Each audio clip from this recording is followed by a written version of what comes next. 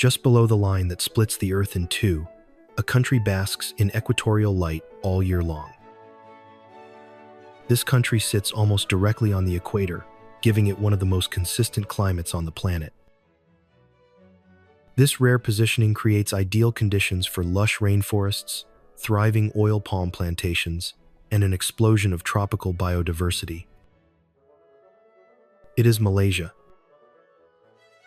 Thanks to this near-equatorial location, Malaysia experiences minimal seasonal change, with temperatures hovering steadily. Rain falls predictably, feeding ancient jungles and rice terraces alike. This climate has helped shape the country's natural abundance, from dense Borneo jungles to fruit-laden markets and bustling cities. But it's not just nature. Malaysia blends cultures and faiths into one vibrant, evolving identity.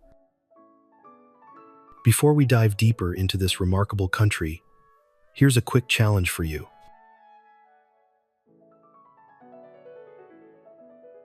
Rearrange these letters to find the name of one of Malaysia's most iconic cities.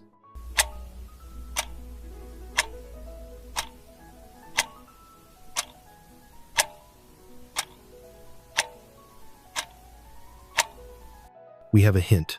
Think sky-high towers. This city is famous for its twin towers. Type your answer in the comments, and let's begin discovering some of Malaysia's most beautiful and exciting destinations.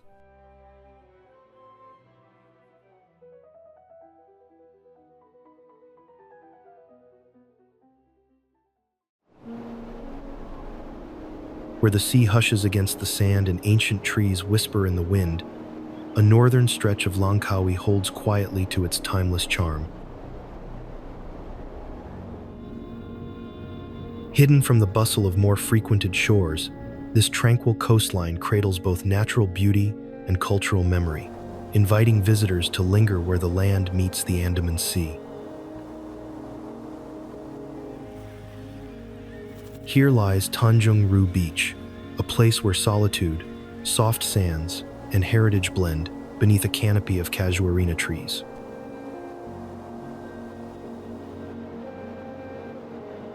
Tanjung Rhu Beach is located on the northern shore of Langkawi and is celebrated for its powder-fine white sands and crystal-clear turquoise waters that invite peaceful relaxation. The beach is sheltered by native casuarina trees, from which the name Tanjung Rhu originates, giving it a distinctive natural canopy.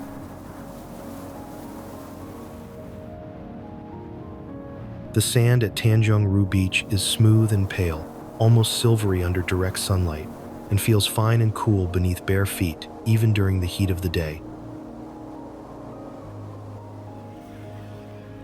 When viewed from afar, the contrast between the ivory shoreline and the deep jade of the water creates a painterly landscape of elemental harmony.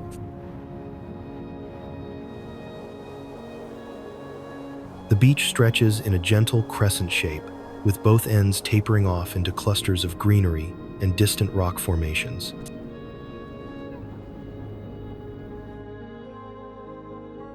The beach remains remarkably uncrowded compared to other Langkawi hotspots, offering serene solitude and an intimate connection with nature. Sleek motorboats and small speedboats skim across the water near the shore, leaving behind soft white trails that ripple through the calm sea.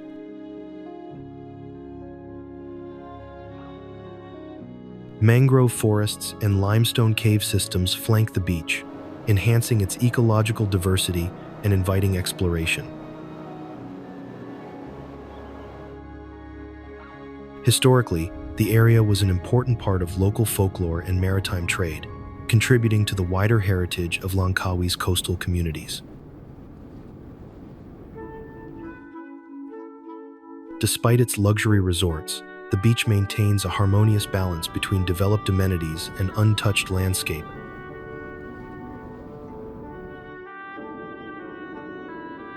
Mist rises from forest canopies as rivers braid through green wilderness, and a vast island breathes with rhythms older than memory.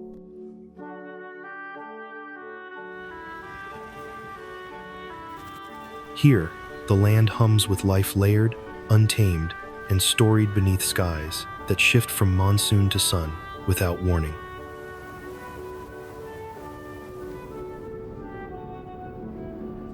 This is Borneo, a realm of ancient trees and ancestral voices, where nature and culture intertwine across mountains and wetlands.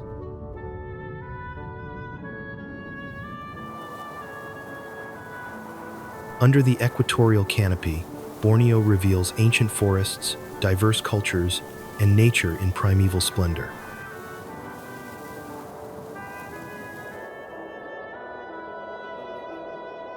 Borneo is the world's third largest island, shared by Malaysia, Indonesia, and Brunei, spanning rich ecosystems from coastal mangroves to cloud forests.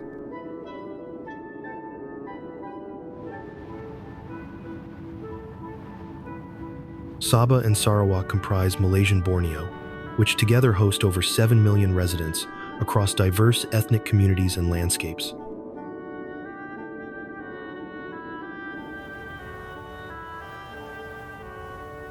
Rivers snake through the jungle like polished ribbons, their banks sculpted by centuries of erosion and renewal.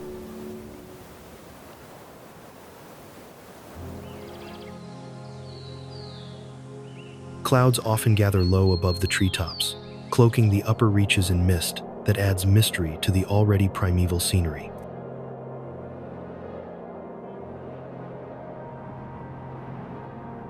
Mountain ranges rise like spines from the earth, framing valleys that hold microclimates teeming with rare plant and animal life.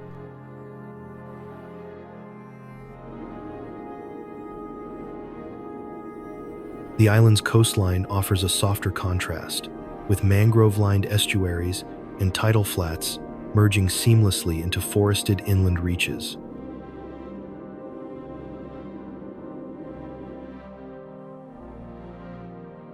The island's ancient rainforests shelter orangutans, proboscis monkeys, and pygmy elephants.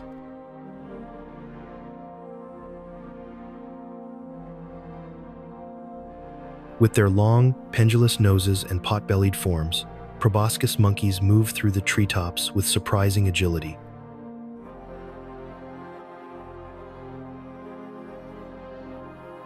Their reddish-brown fur contrasts with pale limbs and tails, blending subtly into the filtered forest light.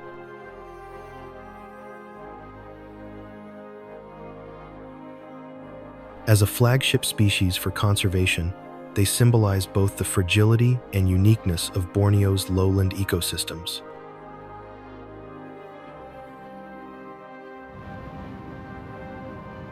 Long before the first roads wound through its hills, the highlands stood wrapped in cloud and silence, known only to native forest dwellers and wandering explorers.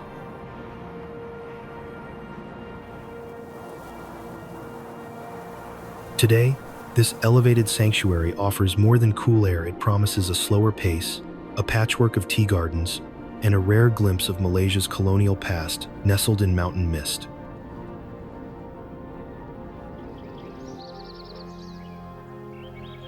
Rising gently above the lowland tropics, the Cameron Highlands has become a place where natural beauty, human history, and ecological stewardship converge.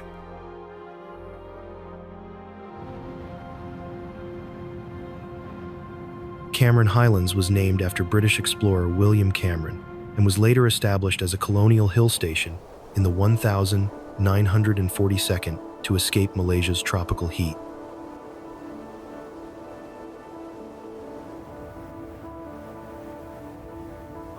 Situated at an altitude of approximately 1,448 meters, the highlands enjoy a cool year-round climate averaging 1525 degrees Celsius, which makes it ideal for temperate crops.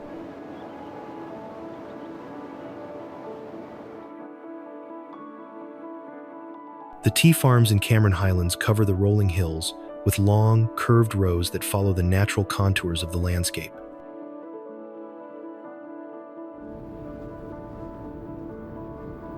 Each tea bush is trimmed to a uniform height, creating an orderly appearance that stretches across the terrace slopes.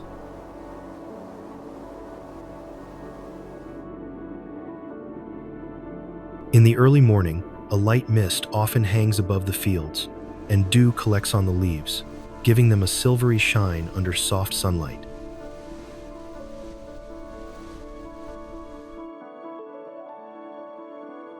Dirt paths cut through the rows at regular intervals, allowing workers easy access during harvest and upkeep.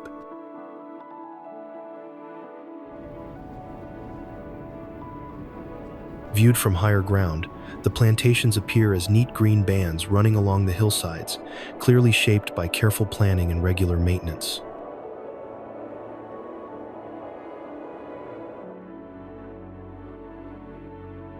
The scent of fresh tea leaves lingers in the air, blending with the cool, damp smell of the highland earth.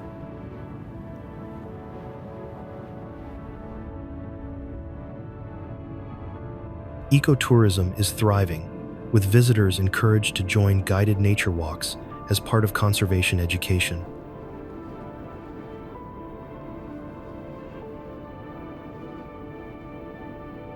In addition to agriculture, tourism sustains the economy, with millions visiting annually and contributing to both heritage preservation and environmental stresses.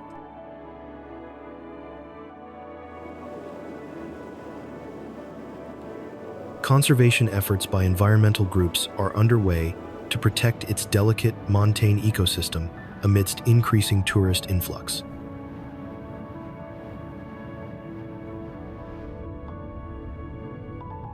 If you could come here, would you like to experience harvesting tea leaves in these misty hills?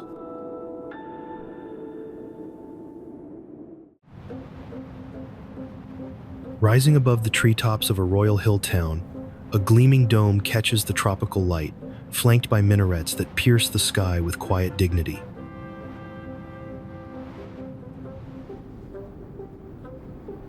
In a landscape where heritage and devotion meet, this landmark stands not only as a place of worship, but also as a lasting symbol of royal promise and architectural vision.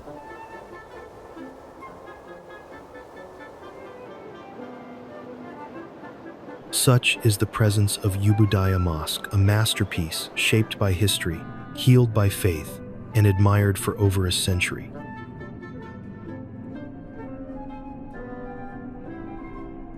Ubudiah Mosque, nestled in the royal town of Kuala Kangsar, was built between 1913 and 1917 as the fulfillment of a vow by Sultan Idris Murshidul Adzam Shah after he recovered from a serious illness.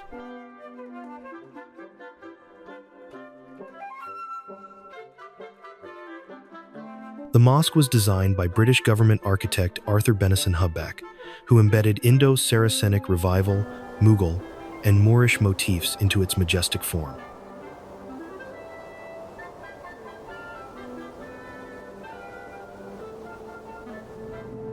Architecturally, it is a textbook example of Indo-Saracenic style, characterized by onion domes, arched colonnades, and geometric patterns reflecting colonial-era aesthetic fusion.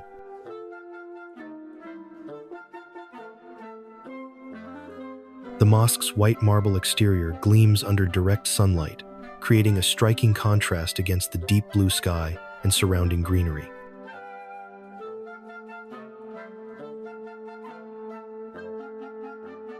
Its central golden dome is flanked by 4 graceful minarets and smaller turrets, all rising above the white marble facade that was accented with Italian marble inlay.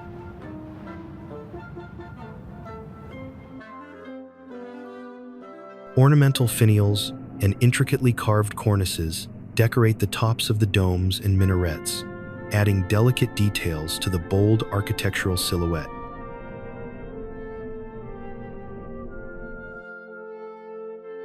From every angle, the structure maintains a sense of symmetry and elevation, making it appear both grounded in tradition and uplifted in spiritual intent.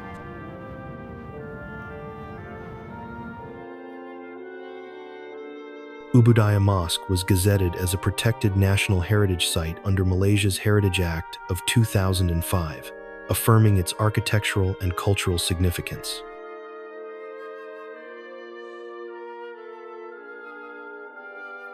The mosque continues to serve as both a royal monument and a vibrant center for religious gatherings, Islamic teaching, Ramadan feasts, and communal prayer. The mosque's aesthetic excellence regularly earns it recognition as one of Malaysia's most stunning religious buildings. What draws travelers to pause on a pair of quiet islands off Malaysia's northeastern coast, where jungle meets reef and history lingers in the tides?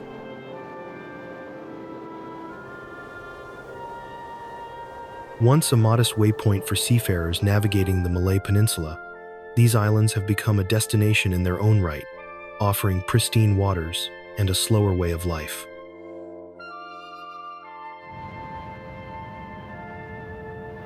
The coastline of the Perhentian Islands curves gently around hidden coves and headlands, forming natural bays that cradle calm, transparent water.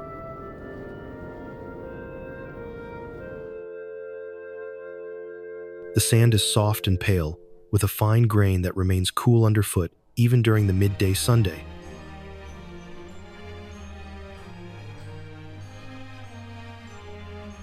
Palm trees lean toward the sea in quiet arcs, their fronds rustling in the breeze and casting patterned shadows across the beach.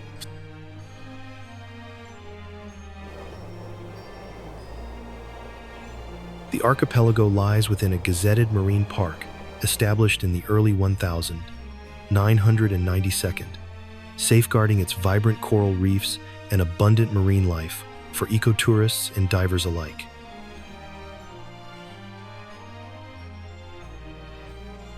The island's name, Perhentian, meaning stopping point in Malay, reflects their historic role as a resting haven for traders navigating routes between the Malay Peninsula and Southeast Asia.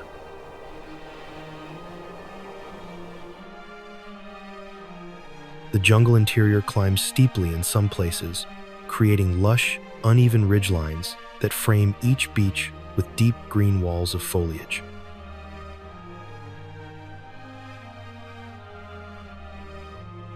Motorboats skim across the water's surface throughout the day, their engines humming softly as they ferry travelers between jetties, dive sites, and hidden beaches.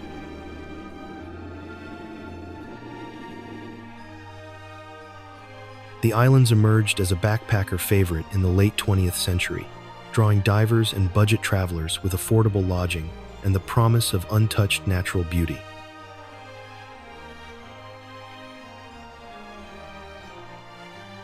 According to Agoda's 2025 New Horizons report, the Perhentian Islands are now Malaysia's fastest-growing international travel destination, ranking third in Asia for slow travel appeal.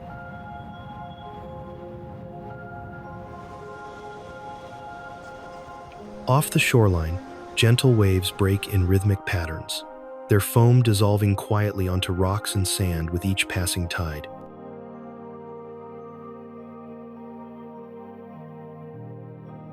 Evenings on the islands are marked by vivid skies. Sunsets often paint the horizon in deep orange, soft lilac, and streaks of gold reflected across the water.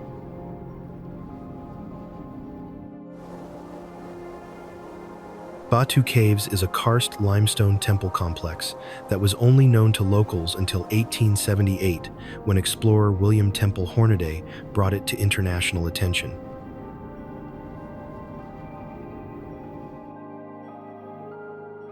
The towering 42.7-meter golden statue of Lord Murugan, completed in January 2006, stands as Malaysia's tallest Murugan icon and heralds the temple steps.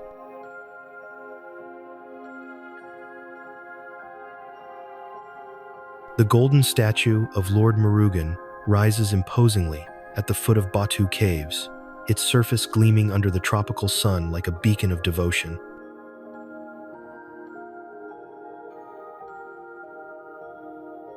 The figure is depicted in a calm yet commanding stance, holding a vel, a divine spear that extends upward beside his right shoulder, symbolizing strength and protection.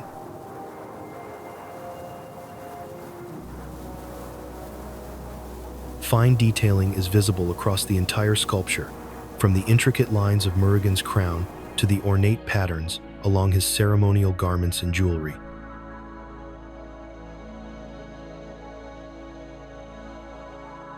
The facial expression is serene and focused, capturing the deity's spiritual authority and youthful valor revered in Hindu mythology.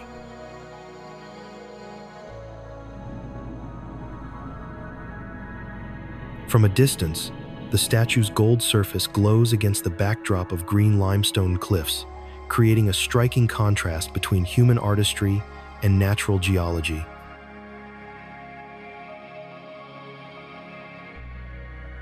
Visitors ascend 272 vividly painted steps to reach Cathedral Cave, which houses ancient Hindu shrines surrounded by majestic stalactite formations.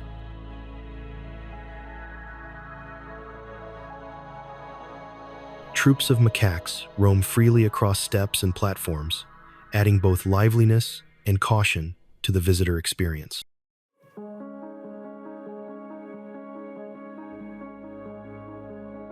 Some monkeys perch quietly on ledges, observing pilgrims and tourists with a mix of curiosity and mischief in their eyes.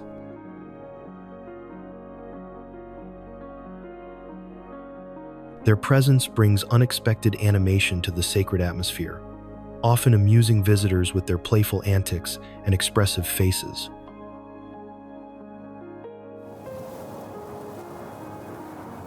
The complex blends natural wonder, spiritual devotion, and colonial storylines, all within an urban green fringe of Kuala Lumpur.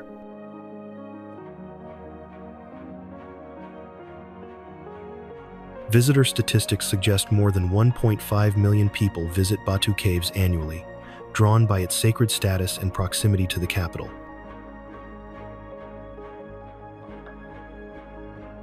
If you've been to Batu Caves, leave a 1 in the comments if not yet, drop a 2, and let it climb your travel list.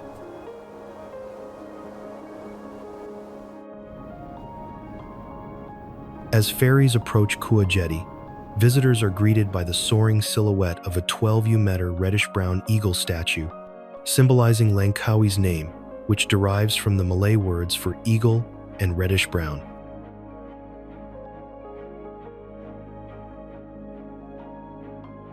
The eagle statue is meticulously sculpted, with outstretched wings spanning several meters, capturing the dynamic tension of flight frozen in time.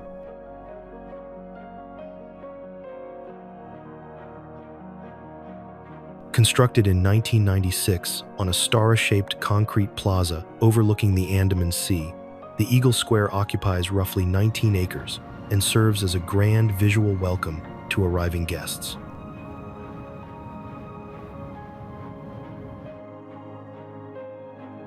The star-shaped design of the square mirrors nautical motifs, reinforcing the maritime identity of Langkawi and the symbolism of the eagle as a guardian of the skies and seas.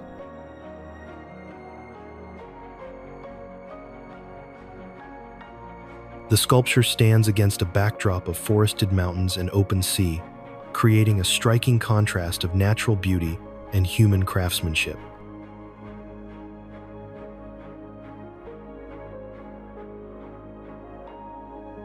Water features, small ponds, footbridges, and landscape terraces around the square invite leisurely strolls, photography, and casual leisure.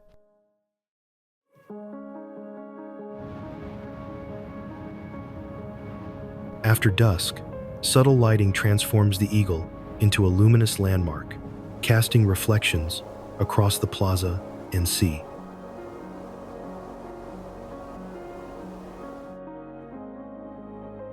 Langkawi's connection to the eagle imagery extends beyond folklore. It is woven into the island's identity, art, and promotional branding.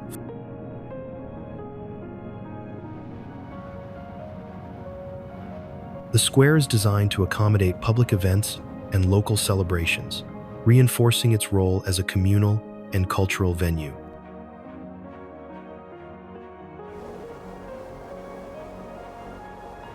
Despite being a man-made monument, Dataran Lang effectively merges symbolism, landscape, and utility in its design philosophy.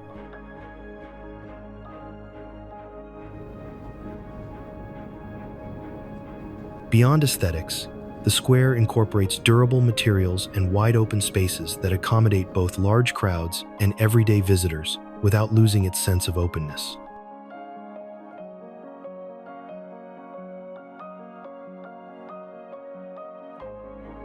From above, the layout of Dataran Lang appears symmetrical and intentional, highlighting the architectural balance between monumental sculpture and surrounding landscape.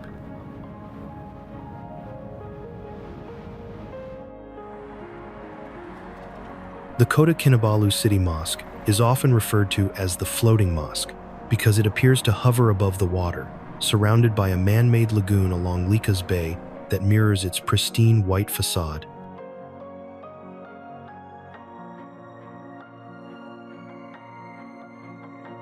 Construction began in the early 1992 under the vision of then Chief Minister Tun Mustafa, and following financial delays, the mosque officially opened on the 2nd of February 2000.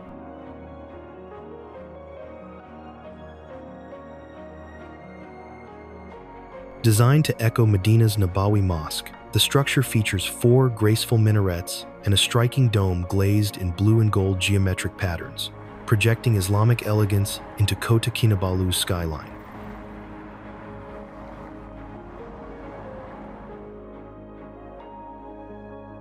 The mosque's whitewashed walls are elegantly contrasted by deep blue domes, which shimmer under sunlight and reflect vibrantly in the calm lagoon waters.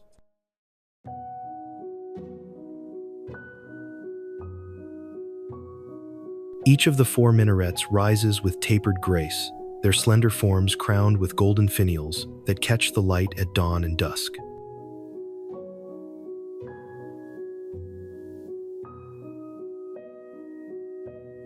The main dome, patterned with Islamic calligraphy and interlocking arabesques, anchors the structure with visual depth and spiritual symbolism.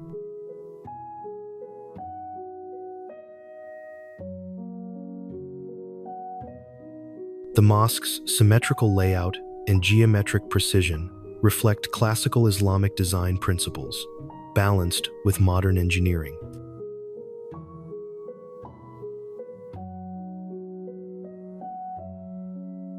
A series of small domes punctuate the roofline beyond the central dome, adding depth and rhythm to the building's silhouette.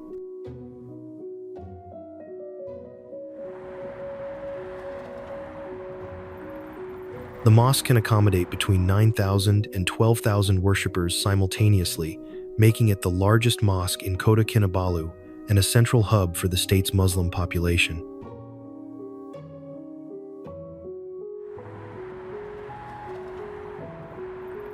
Surrounding gardens, walkways, fountains, and reflections on the lagoon provide a tranquil backdrop for visitors and local families seeking relaxation or spiritual quietude.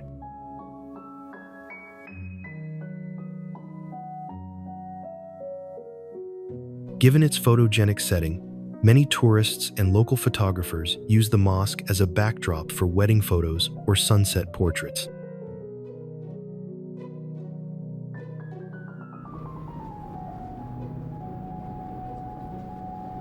Beneath the vast skies of eastern Sabah, where the sea shifts between jade and sapphire, a modest town clings to the edge of Borneo.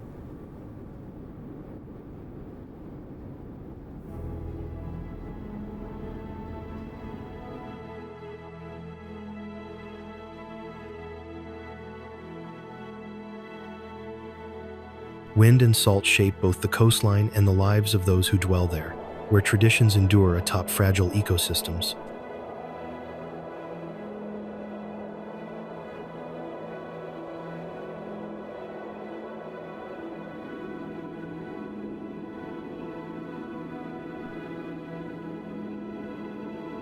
Though often seen as a stepping stone to nearby islands, Semporna itself hums with quiet rhythms of coastal life, shaped by nature, history, and tradition.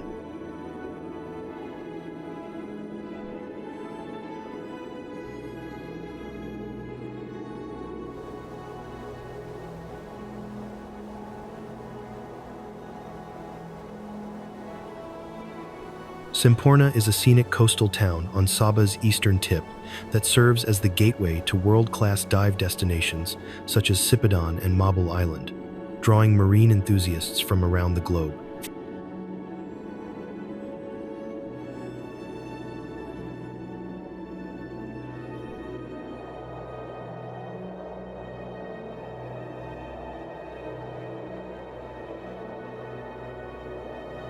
The name Semporna, meaning perfect anchorage, reflects its long history as a natural port recognized by British settlers in the 19th century.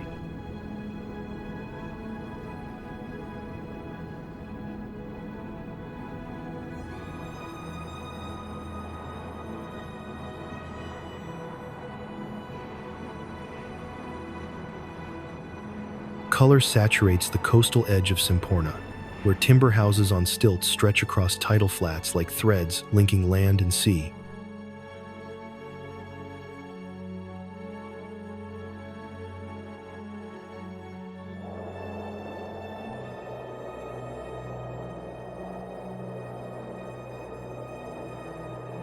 The shoreline winds gently past mangrove inlets and open shallows, its rhythm broken only by narrow jetties extending into calm, glassy waters.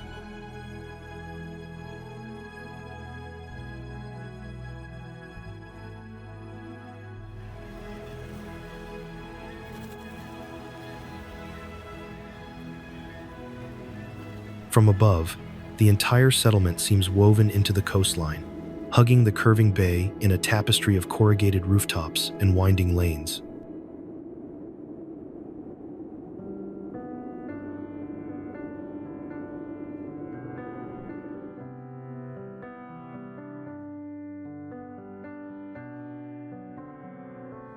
The marine ecosystem here is part of the Coral Triangle, with coral reefs and seagrass beds that support an extraordinary biodiversity.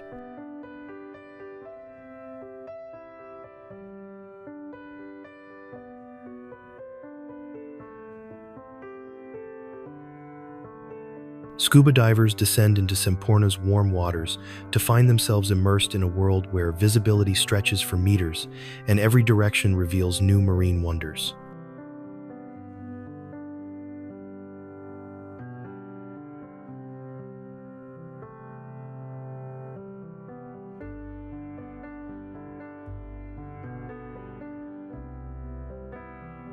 Beneath the surface, Semporna's coastal waters harbor a world of vivid complexity, where coral gardens bloom in soft pastels and branching shapes.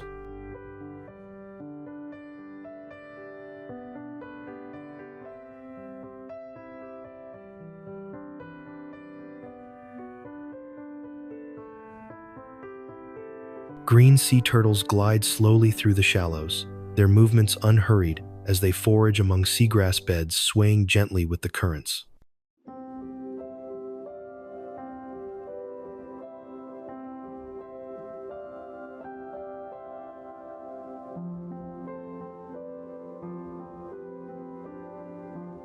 Reef fish, striped, spotted, and iridescent, dart between crevices and anemones, creating a constantly shifting mosaic of color and motion.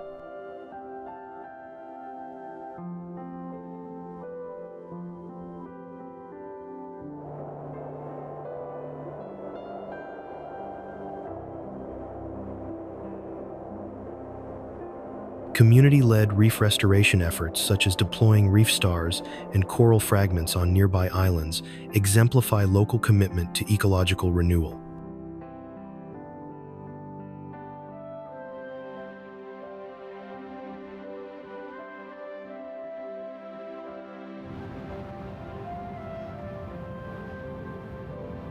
If a city were to express its soul, it might do so through a dome rising above still water, reflecting faith in quiet symmetry.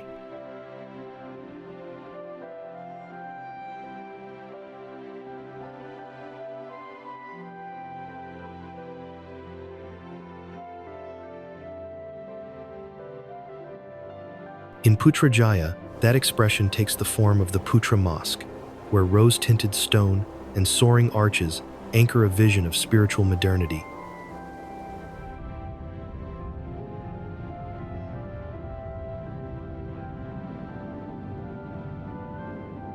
Set across Putrajaya Lake, within Malaysia's federal administrative capital, the Putra Mosque is a vision of modern Islamic architecture.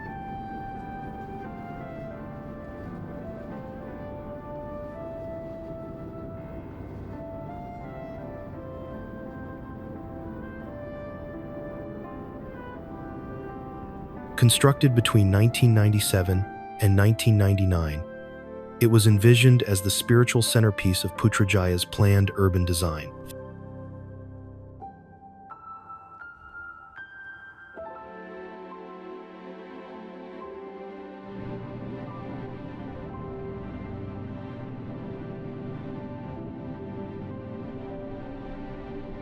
The mosque's prayer hall, courtyard, and ancillary facilities can collectively host up to 15,000 worshippers during major religious observances.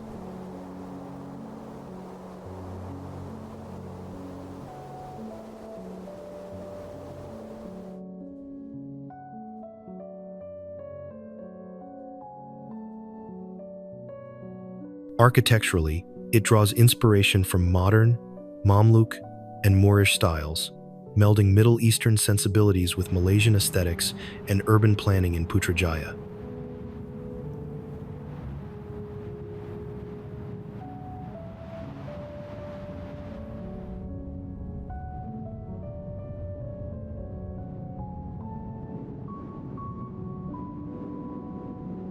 The Putra Mosque's pink granite facade glows warmly under the shifting Malaysian sky.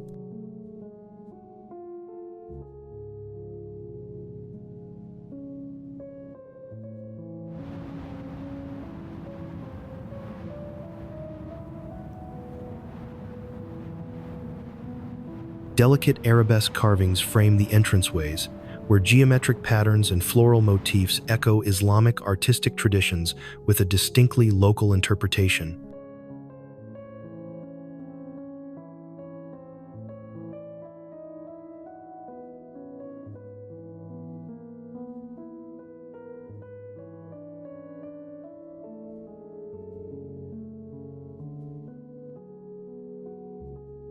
Even the walkways are tiled in mosaic patterns that echo motifs from Andalusian and Persian design, offering a contemplative path for visitors.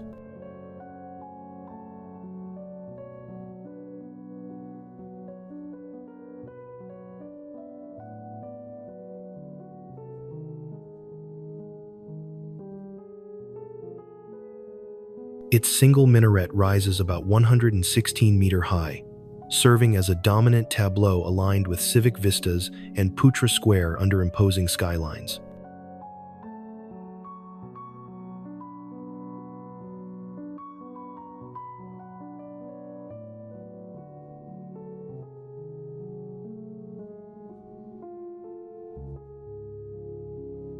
The mosque's elegant dome and arches are visible across Putrajaya Lake, providing tranquil scenes at sunrise and sunset for worshippers and photographers alike.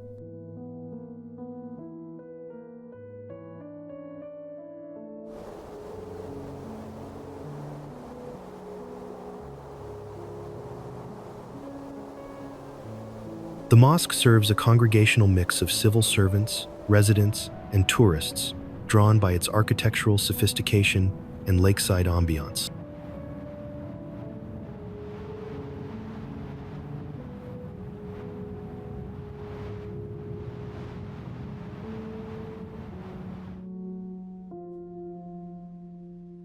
Landscaping around the mosque and surrounding water channels offers shade, walkways, and serenity, in contrast to the structured grandeur of the city center.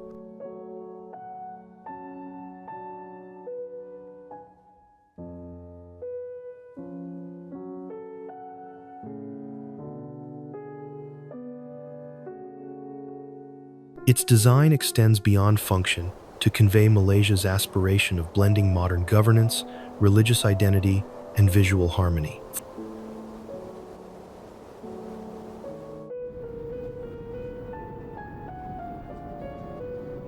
Rising like twin spears of light from the heart of Kuala Lumpur, the Petronas Twin Towers command attention long before one reaches their base.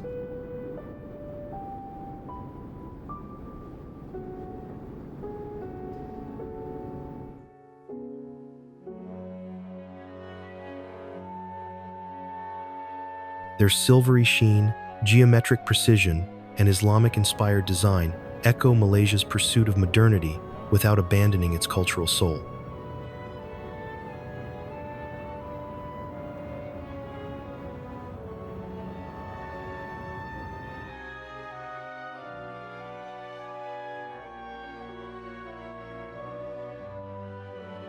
More than engineering feats, the towers stand as emblems of national pride, ambition, and the bold architectural vision that reshaped the city's identity.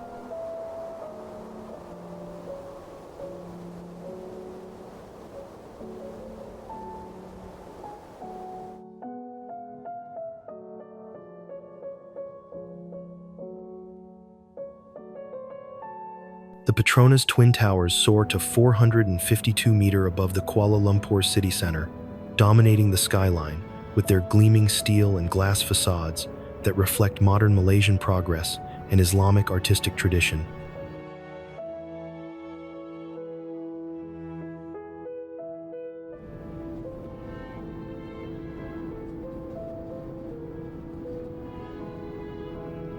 Designed by Argentine-American architect Cesar Pelli and completed in 1999, the towers were the tallest buildings in the world until 2004 and remain the tallest twin towers globally.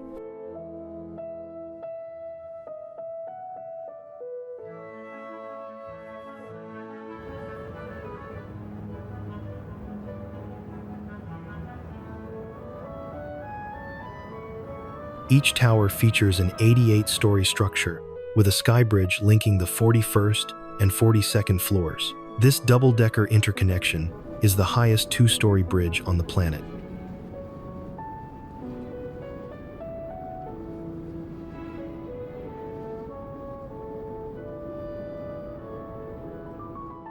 The floor plates follow a geometric plan based on interlocking squares that form an 8-pointed star, symbolizing unity, balance, and harmony in Islamic culture.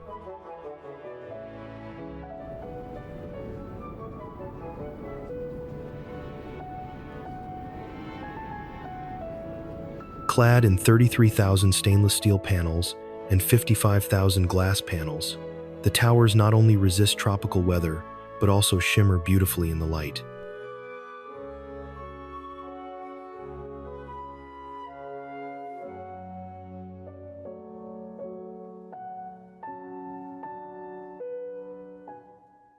The tapering spires that crown each tower pierce the sky with elegant symmetry, extending the vertical lines into a celestial gesture of aspiration.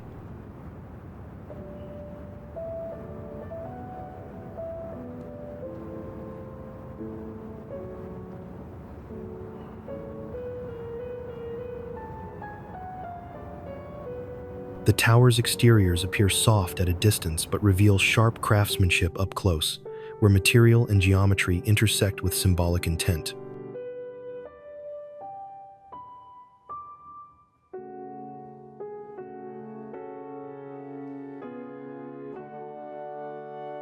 At night, the towers transform into luminous beacons, their illuminated tiers and steel ribs radiating against the Kuala Lumpur nightscape like twin lanterns of modernity.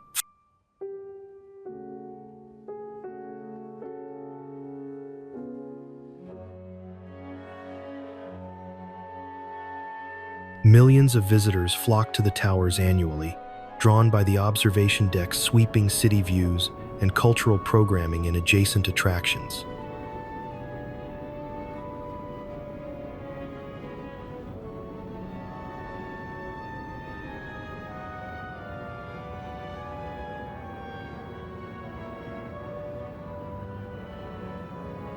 Symbolically, the towers signify Malaysia's ambition and its fusion of cultural identity, economic growth, and architectural innovation.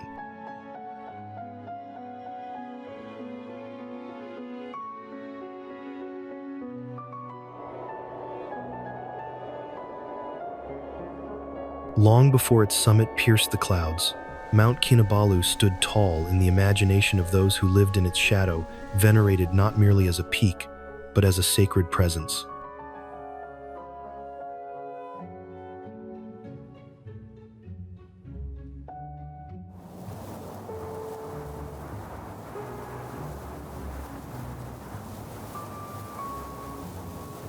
Its granite crown rises abruptly from the rainforest, a dramatic outcrop sculpted over millions of years by tectonic uplift and glacial erosion.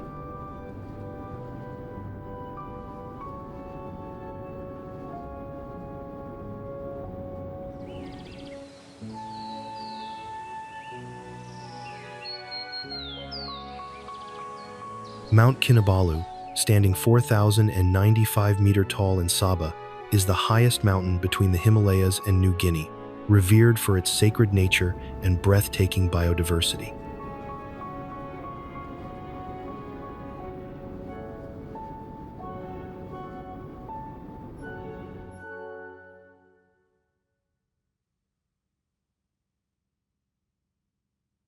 Here, ancient granite meets tropical cloud forest, and every step up the mountain follows a trail shaped by both natural history and the traditions of local communities.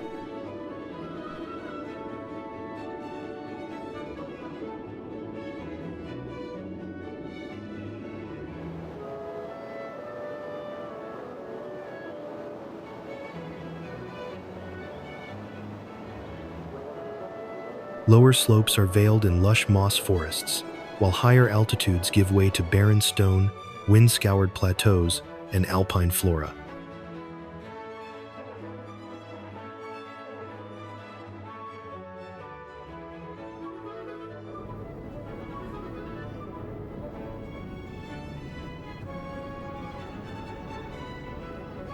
Beyond its rugged majesty, the mountain supports economic activity, balancing ecological preservation with local livelihoods.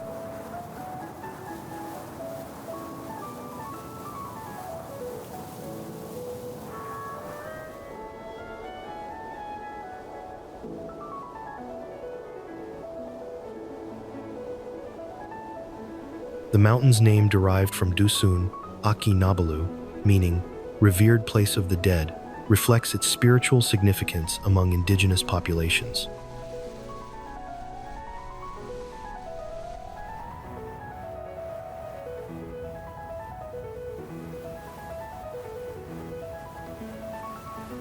Mist drapes the ridgelines, softening sharp edges and lending the entire massif a quiet, almost otherworldly beauty.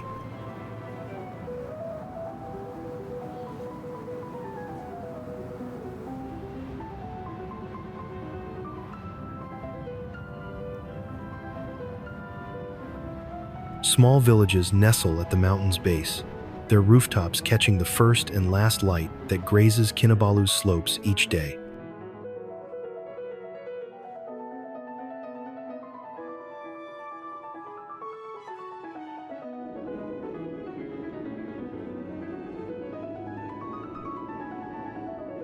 Despite its protected status, Mount Kinabalu faces challenges from logging, land pressure, and shifting demographics that impact traditional land rights and cultural continuity.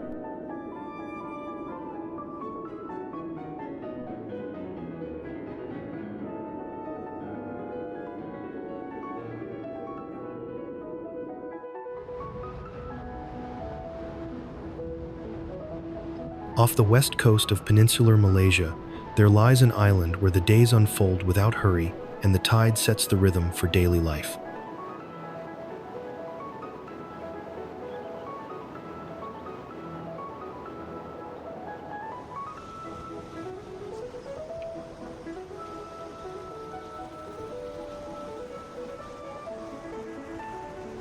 Wrapped in sea breeze and simplicity, it stands as a gentle reminder that beauty often lives in places where little has changed.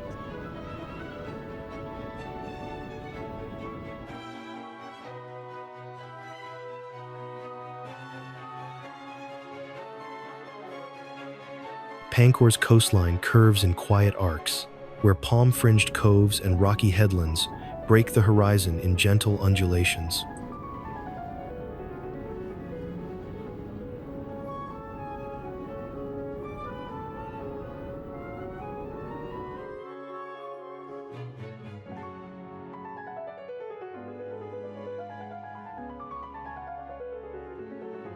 The waters surrounding the island shimmer in hues of turquoise and emerald, shifting with the sky and the movement of passing clouds.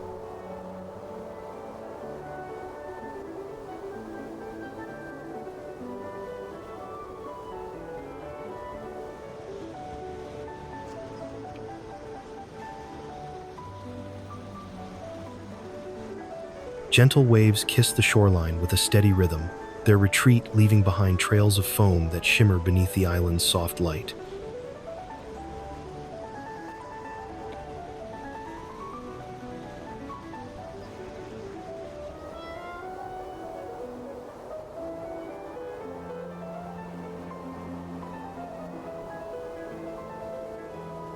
At sunset, the sky melts into hues of amber and rose, casting a golden shimmer over the sea as the island exhales into stillness.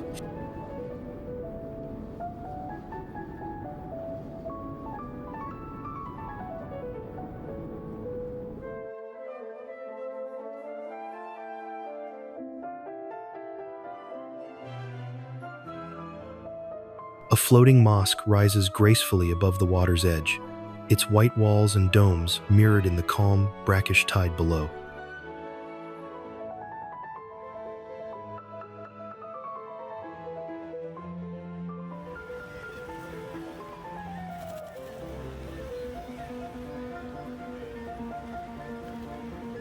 Built on stilts over the sea, the structure appears to drift between earth and sky, its prayer calls echoing softly across the bay at dawn and dusk.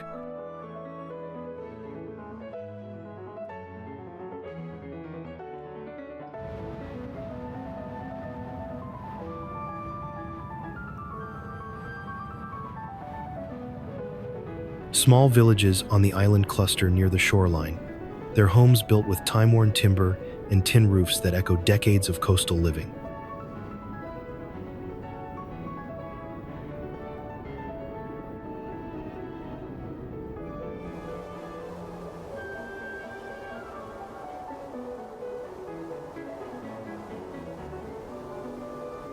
Each home sits close to the next, linked by tangled footpaths and shared courtyards that foster a quiet sense of community and familiarity.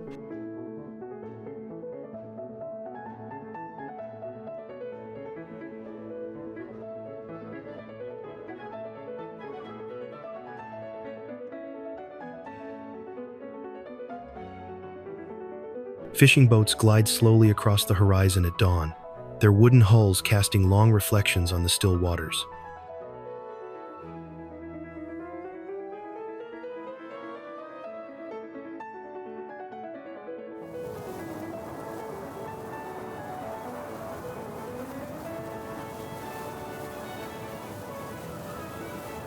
The interior is blanketed in thick tropical vegetation, with dense forest canopies sheltering native birds and the occasional macaque from midday Sunday.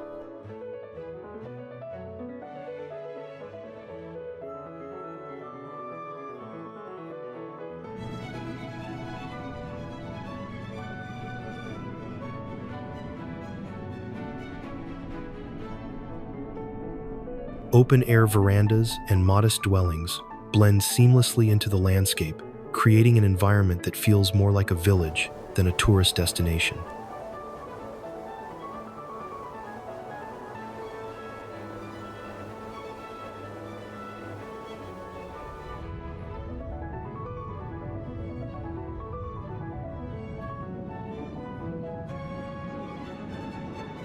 The island's atmosphere is softened by the absence of high-rise development, allowing nature to remain a visible and audible presence throughout the day.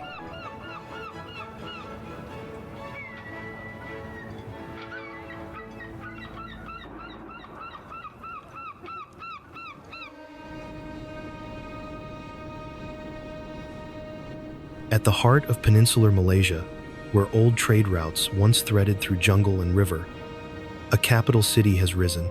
This is Kuala Lumpur.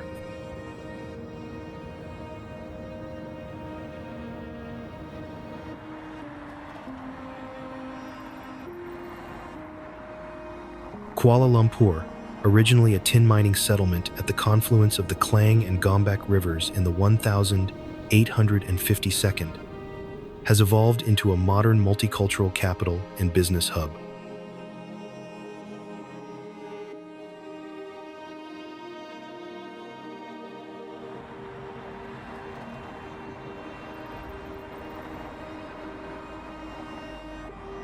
Today, the city boasts a population of over 1.6 million within its boundaries and more than 7 million in the greater metro area.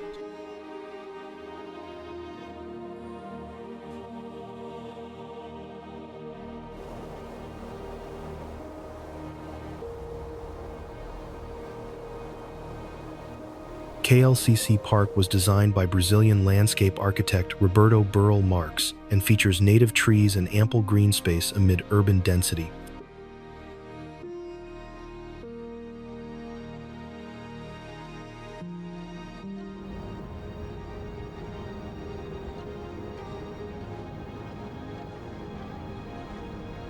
The Petronas Twin Towers serve not only as architectural icons, but also as cultural symbols of national unity, ambition, and Islamic heritage.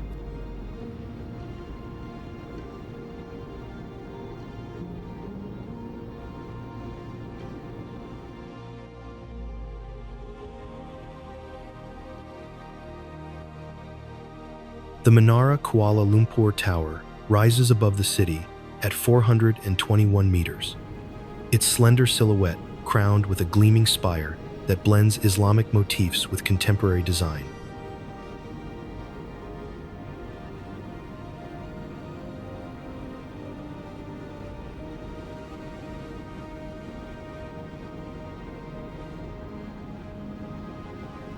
Built atop Bukit Nenes Forest Reserve, the tower is both a telecommunications hub and a cultural landmark, offering 360-degree views from one of the highest observation decks in Southeast Asia.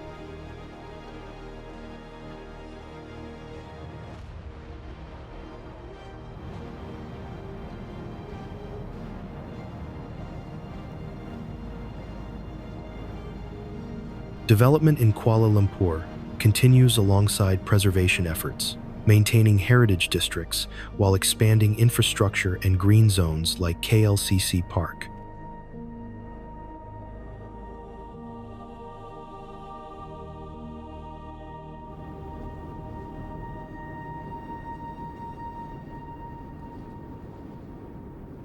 Kuala Lumpur's streets weave between sleek skyscrapers and colonial-era shophouses, each telling a different chapter of the city's evolving narrative.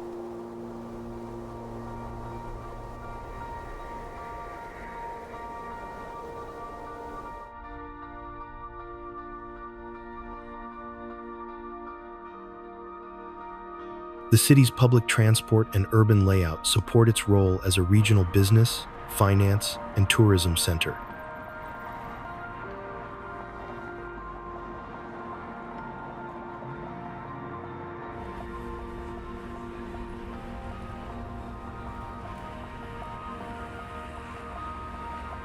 The streets of Kuala Lumpur weave through the city in a dynamic blend of wide boulevards and narrow alleyways, reflecting both its colonial past and rapid urban growth.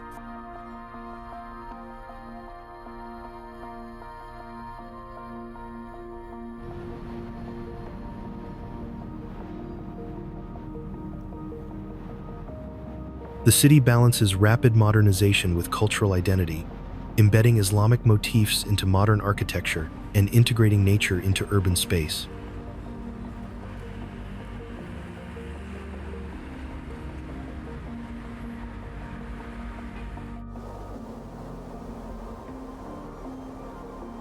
In the highlands of Sabah, just a few hours' drive from the city, a quiet town rises into view, cooler, greener, and slower than the world left behind below.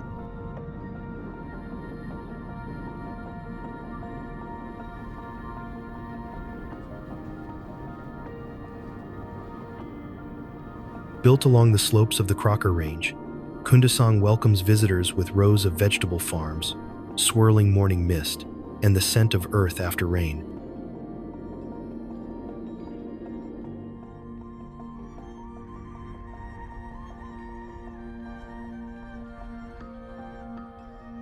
Here, daily life is shaped by altitude and agriculture, offering a peaceful escape that feels both familiar and refreshingly apart from the lowland bustle.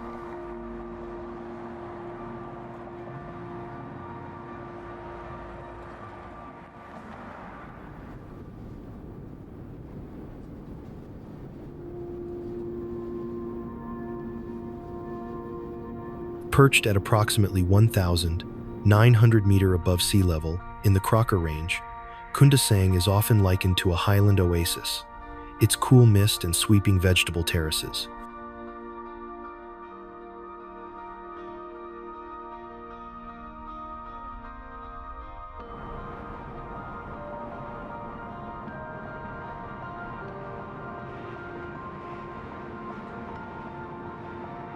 Morning light in Kundasang often filters through layers of mist, softening the outlines of distant hills and lending the landscape a dreamlike stillness.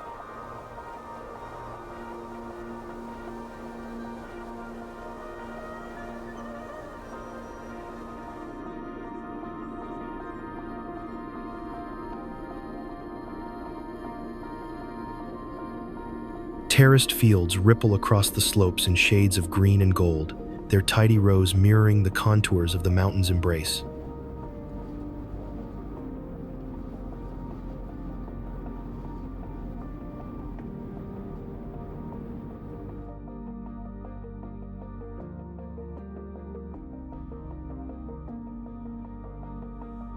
Simple homes with sloping tin roofs cluster along winding roads, their walls painted in soft tones that echo the flowers blooming along fences and footpaths.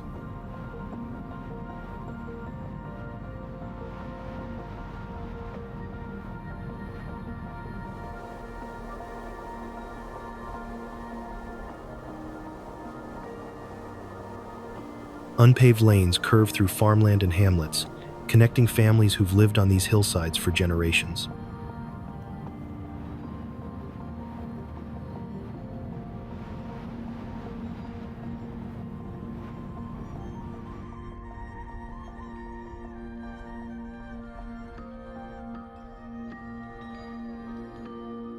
The township is home to around 10,000 residents, primarily indigenous Ranau Dusun, who sustain a thriving economy of vegetable farming, homestays, and tourism.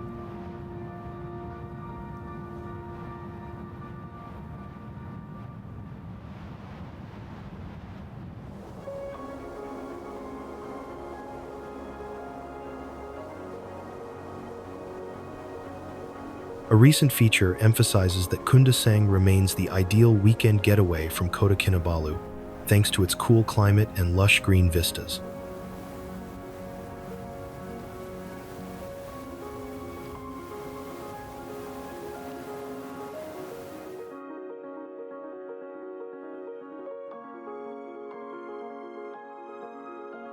The architecture in Kundasang reflects a deep respect for the land, with homes elevated on stilts to follow the slope and weather.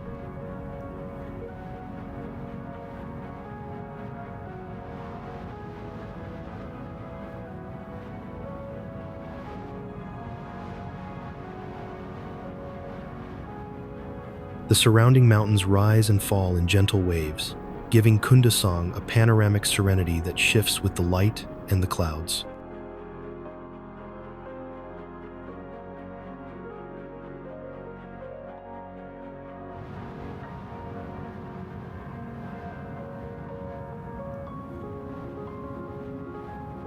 Despite the elevation, the hills roll gently rather than sharply, allowing farms and homes to nestle securely into their folds.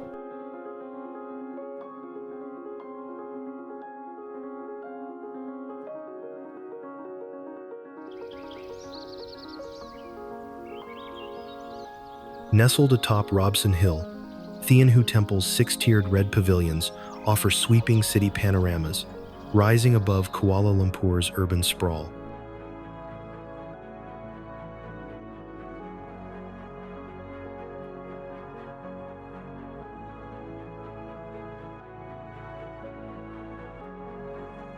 Constructed in the 1982nd and opened in 1987 by the Hainanese community, it honors Mazu, Guanyin, and Shui Weisheng Niang across its altars.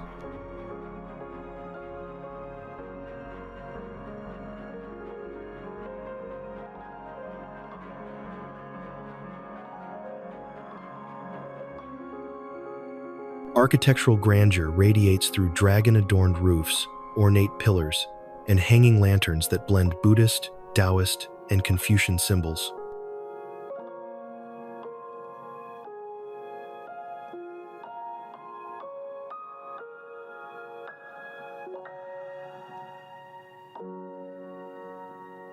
Retreating to upper terraces reveals a surprising serenity despite its proximity to bustling Kuala Lumpur.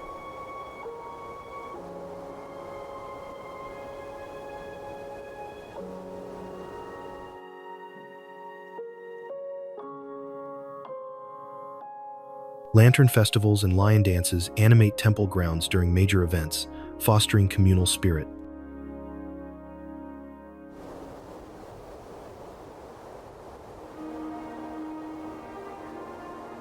A guide noted it is one of the most beautiful Chinese temples in KL, with festive lanterns highlighting its vibrant appeal.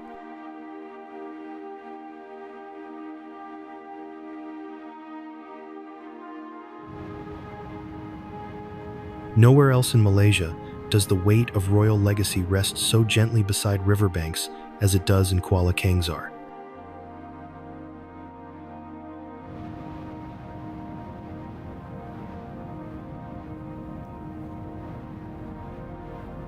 Kuala Kangsar carries itself with a quiet dignity, its streets lined with legacies of kings, craftsmen, and caretakers of a royal past.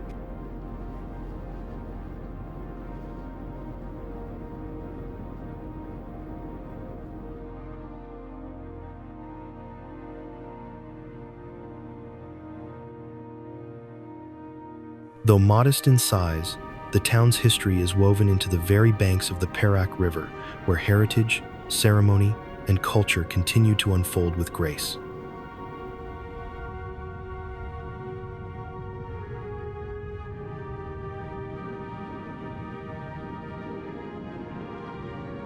Kuala Kangsar, where two rivers meet, has long served as the royal seat of Perak, exuding regal heritage amid verdant riverbanks.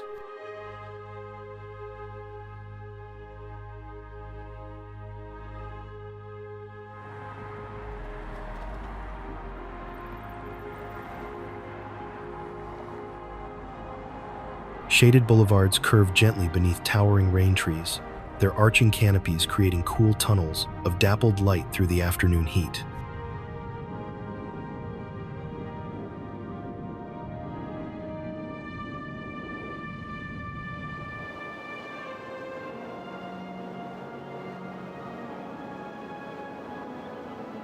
The town's layout feels intimate and purposeful, with winding lanes that trace the contours of the river and open into community fields and gardens.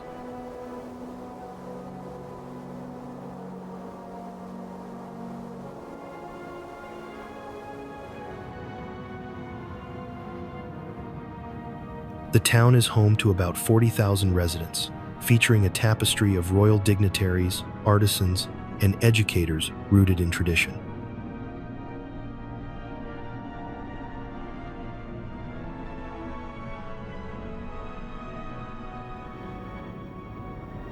The Perak River glides past the town with a measured grace, its mirrored surface reflecting the soft outlines of trees, rooftops, and distant hills.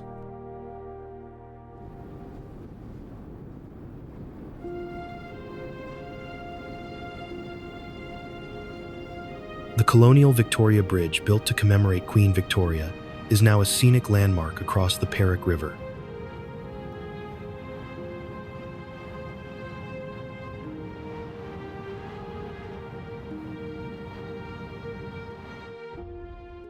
At sunset, the sky blushes in hues of gold and rose, casting long reflections across the Perak River as the town settles into stillness.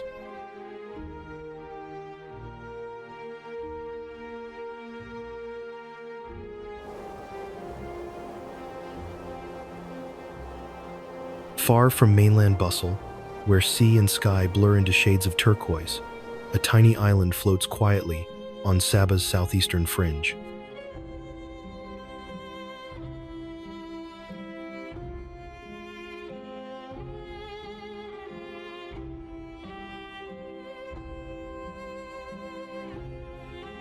Here, life unfolds atop stilts and in rhythm with the tides, shaped not by roads or concrete, but by coral reefs, fishing nets, and generations of ocean-borne knowledge.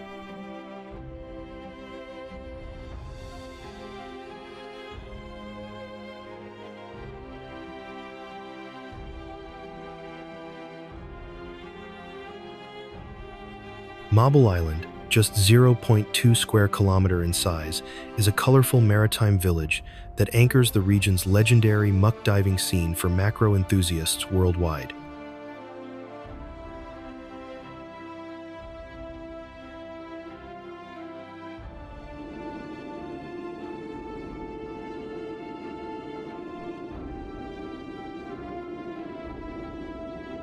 Around 2,000 Bajau Laut and Suluk people live there, many in stilt homes or boats, with nearly half the population under 14, maintaining generational ties to sea-based living.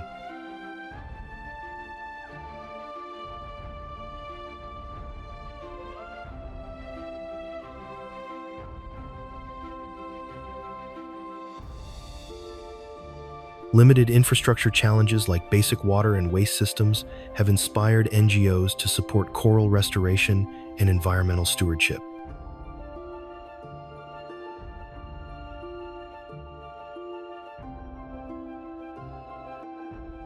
The island's name, derived from the Arabic word for accepted, befits its evolution as a cherished dive community hub.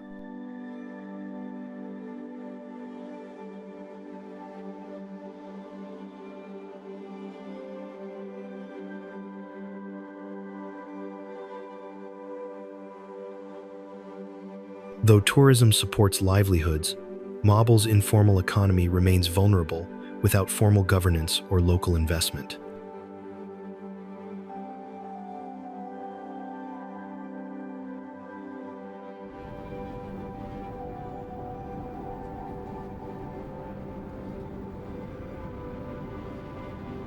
At dusk, the horizon glows in hues of burnt orange and rose, casting long shadows from the stilts that hold the village above the tide.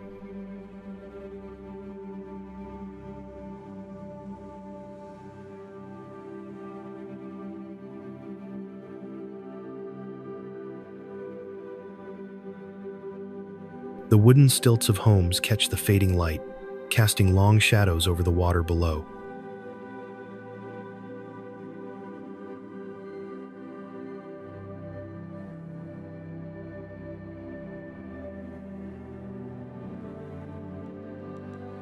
As the final light slips beneath the sea, the island grows quiet, held in the hush of dusk as stars begin to glint above the waterline.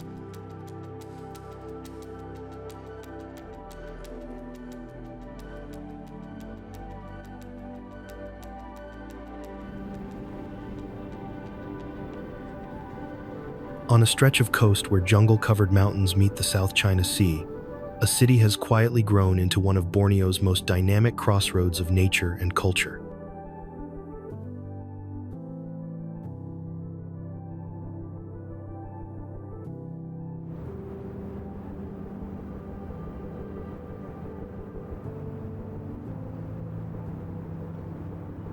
With mountain silhouettes behind it and island-dotted waters before it, this coastal capital blends tradition and tourism in equal measure.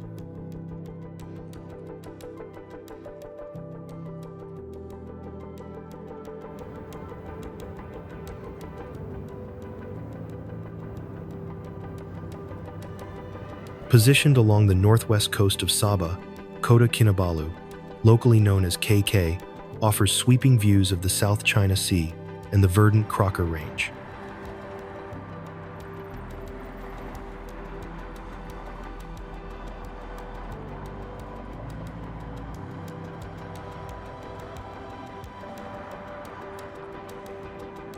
Originally founded as the British trading settlement of Jesselton in 1899, the city was renamed Kota Kinabalu in 1968 to honor nearby Mount Kinabalu and reflect a renewed Malay identity.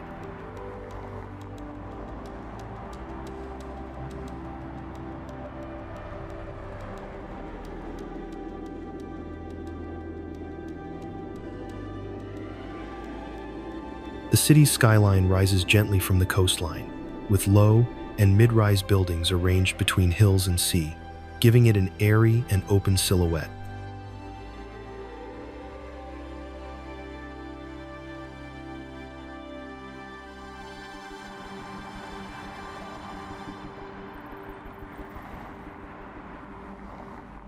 As the city expands inland, its structure transitions from dense commercial districts to spacious suburbs, stitched together by highways and arterial roads.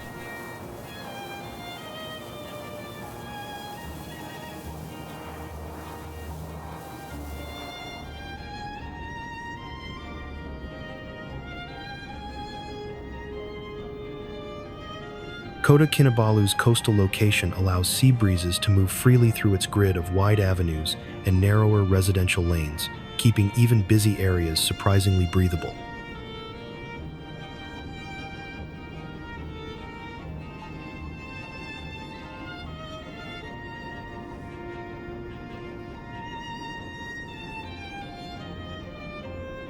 Known as a cultural gem by travel guides, Kota Kinabalu combines marine park access and diverse ethnic festivals for both locals and tourists.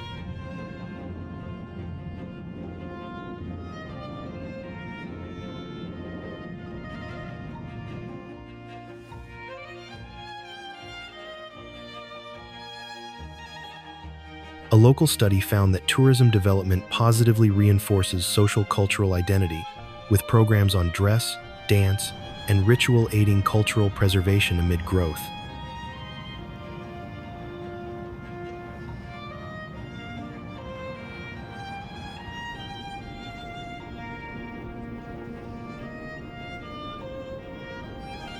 Sabah's capital is racing toward 3 million annual visitors, boosted by improved air connectivity, while shifting toward metropolitan integration as part of regional growth plans.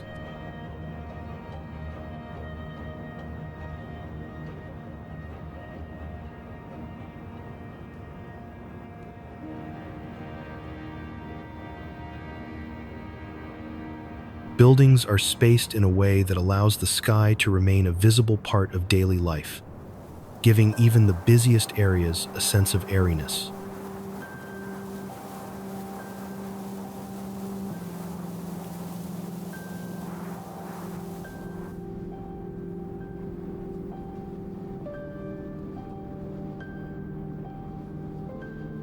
Kota Kinabalu's unique geography, wedged between rising terrain and an open sea, shapes not only its layout, but also its identity as a city in constant conversation with nature.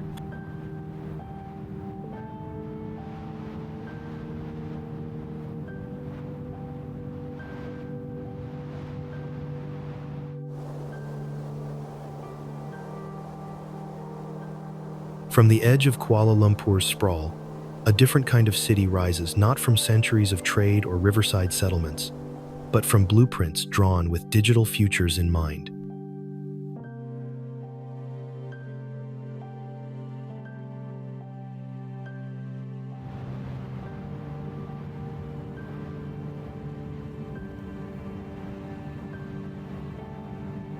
Cyberjaya was not born of history but of ambition, envisioned as Malaysia's leap into the high-tech age and a nucleus for innovation within Southeast Asia's growing digital economy.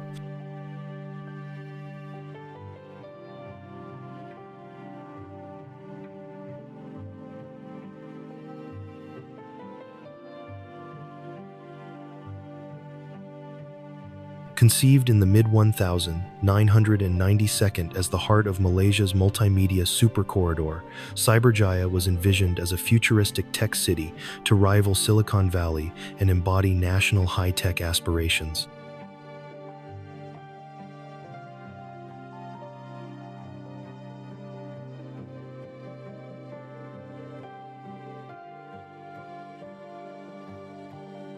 This planned city emerged from former oil palm plantations and became operational when Cyberview Thean BHD was privatized in 1997 to drive infrastructure and town development.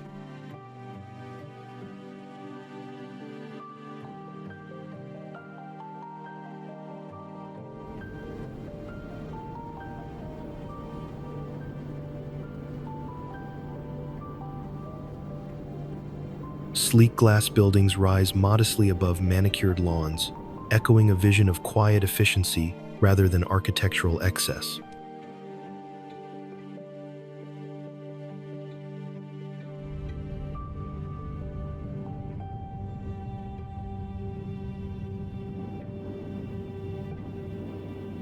Wide boulevards stretch between office parks and residential enclaves, bordered by carefully planted trees that soften the city's modern lines.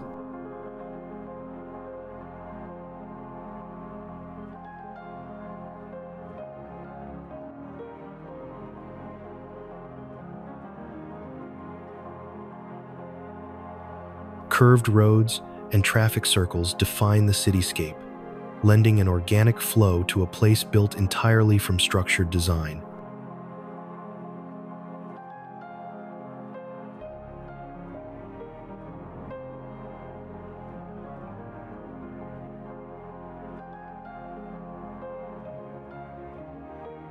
Although it remains relatively quiet, Cyberjaya is redefining itself by pivoting toward creativity and innovation through initiatives led by the Malaysian Global Innovation and Creativity Center.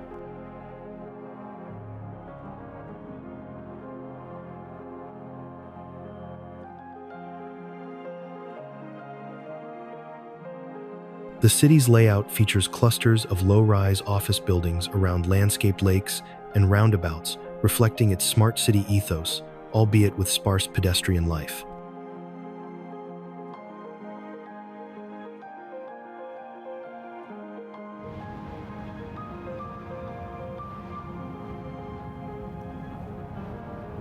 Community-centric programming and governance have grown under Cyberview's stewardship, focusing on investor relations, civic engagement, and urban vitality.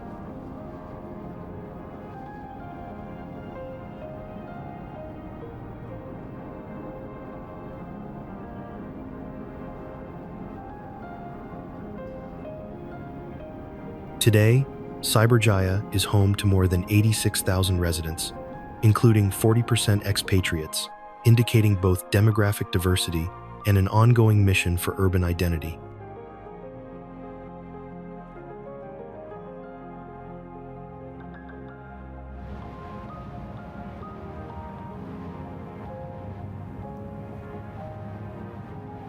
While still evolving, Cyberjaya's tranquil landscape and tree-lined boulevards reflect its intent as a serene workplace study environment.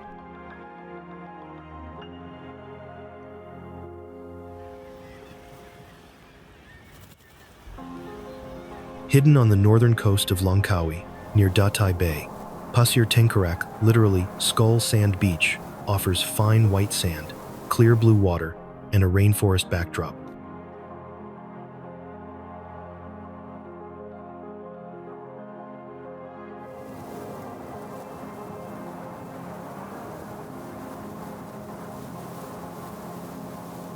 Because it is relatively remote from major tourist hubs, the beach is rarely crowded, making it a favorite picnic destination for local families, especially on weekends.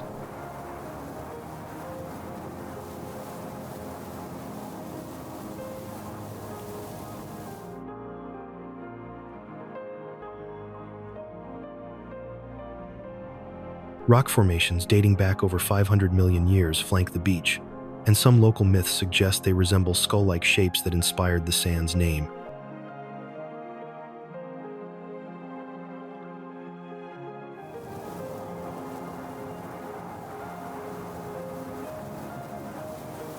The gently sloping shoreline and calm, shallow waters make it particularly safe and appealing for families with children at play.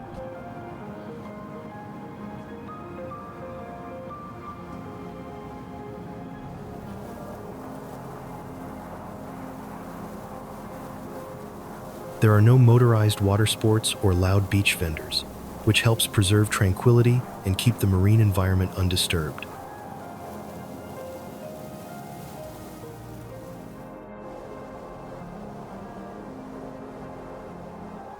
Tucked into the folds of Malaysia's Central Highlands, where clouds skim treetops and the air smells faintly of earth and eucalyptus, a cool climate town hums with quiet energy.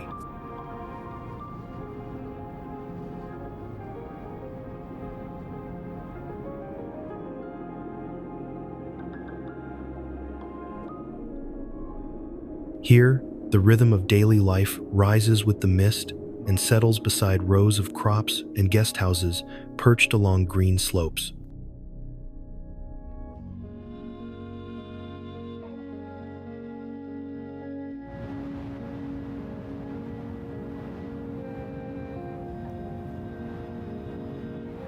Perched at an elevation of about 1,540 meters, Brinchang is Cameron Highlands' second largest township and a bustling tourist hub filled with shophouses and budget accommodations.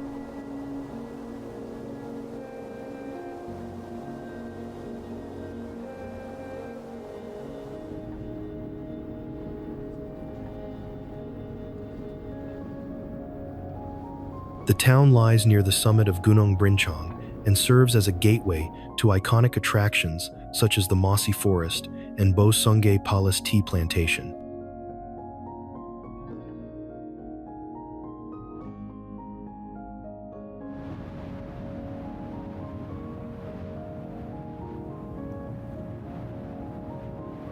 Brinchang's temperate highland climate, typically 10 degrees Celsius to 25 degrees Celsius year-round, makes it ideal for growing strawberries and vegetables that attract visitors and support local livelihoods.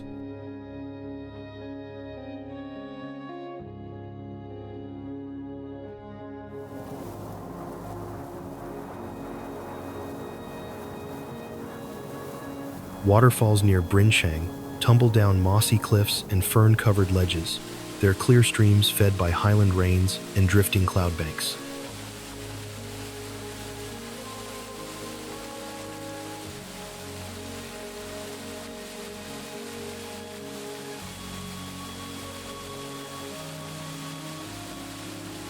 Though modest in size compared to lowland cataracts, Brinchang's nearby waterfalls feel more intimate, woven into the quiet majesty of the highlands, rather than standing apart from it.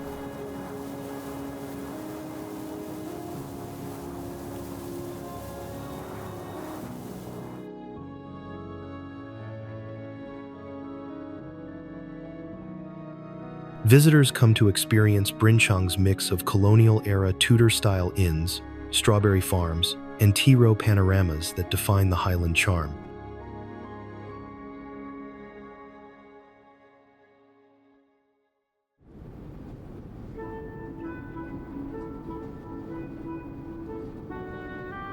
Brinchang is densely developed by Cameron Highlands standards, with tourist shops, restaurants, and guest houses nestled on a sloping plateau that blends residential and commercial life.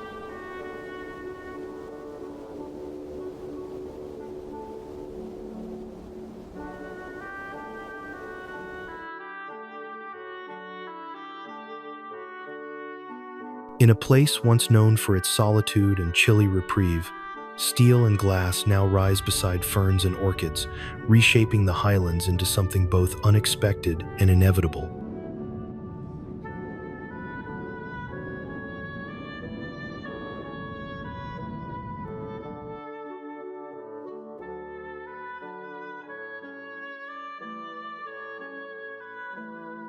High above the lowland sprawl, where mist curls through ridges and cool air drapes the hills, a new kind of city has begun to take shape.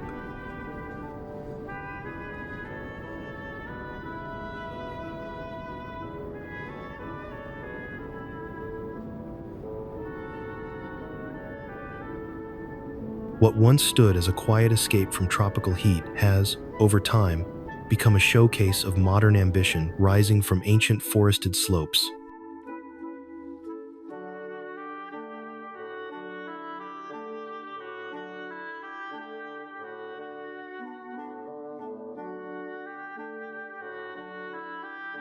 Nestled atop the peaks of Pahang, Genting Highlands has rapidly evolved from a mountain resort into a bustling urbanized enclave blending rugged highland scenery with entertainment mega-projects and year-round cool climate allure.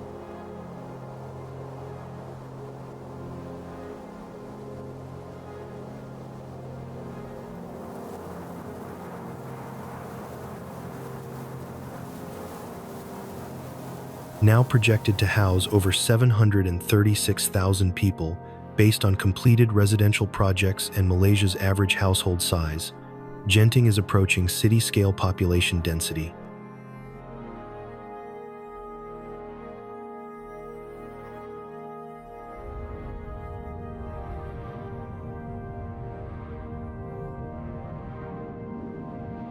The skyline now includes modern high-rise accommodations, shopping complexes, and lifestyle centers nestled amid lush montane hills, a striking blend of natural beauty and urban ambition.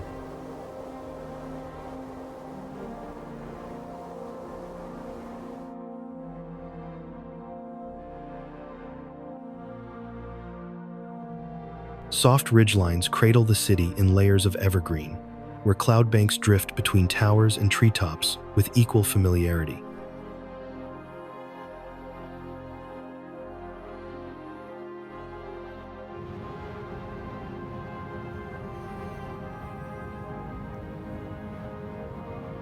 The cool highland air enhances the clarity of architectural silhouettes, giving glass-clad facades and stone walkways a crisp, elevated presence.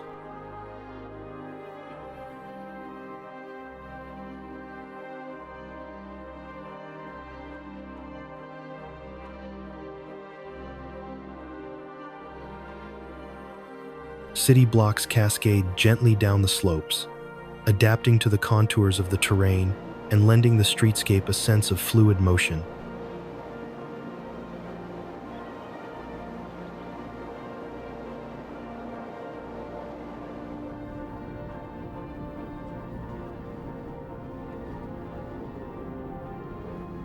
From afar, the city appears as a woven tapestry of light, steel, and foliage, an elevated habitat suspended between forest and cloud.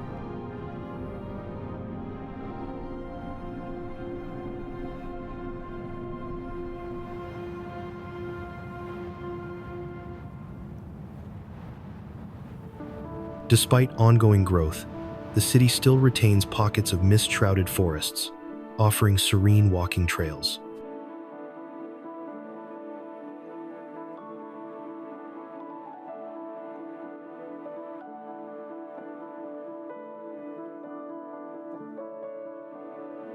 Genting's transformation illustrates Malaysia's aspiration to build a fully functional city on mountain slopes.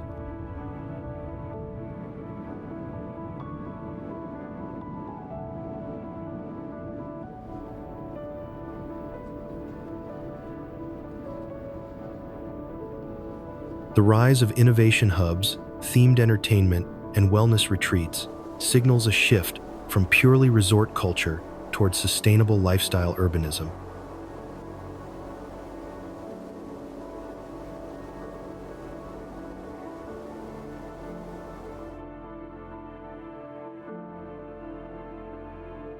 Kampung Mawar is a tranquil Malay village.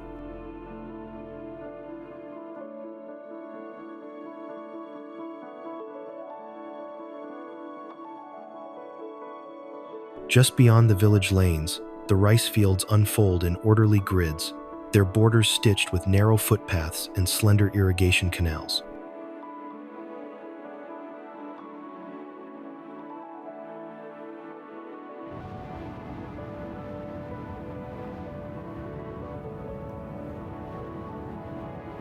Raised bunds divide the fields into geometric plots, allowing farmers to wade ankle-deep into water without disturbing the growing shoots.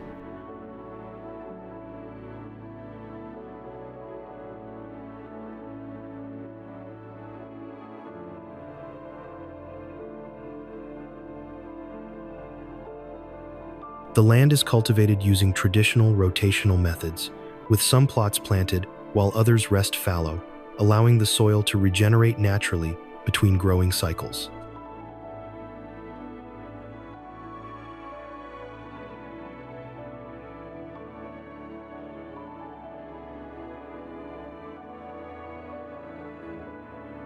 Before the first rains arrive, plowing begins in earnest.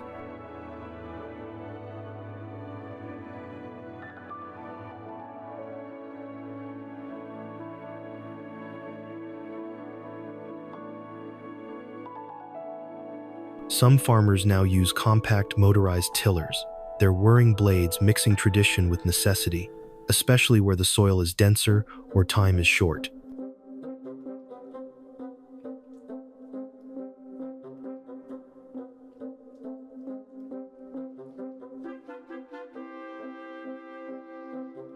During harvest, golden rice stalks rise waist-high, their husks rattling in the breeze before being cut, bundled, and left to dry in the sun near the edges of homes and fields.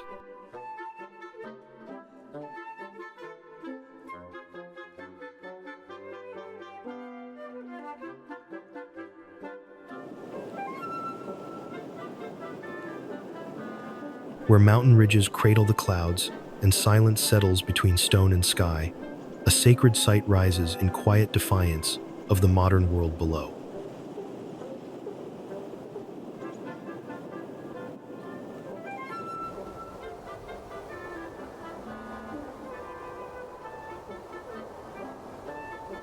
Amid swirling mists and sheer forested cliffs, a spiritual sanctuary reveals itself not hurried by time, nor dwarfed by altitude.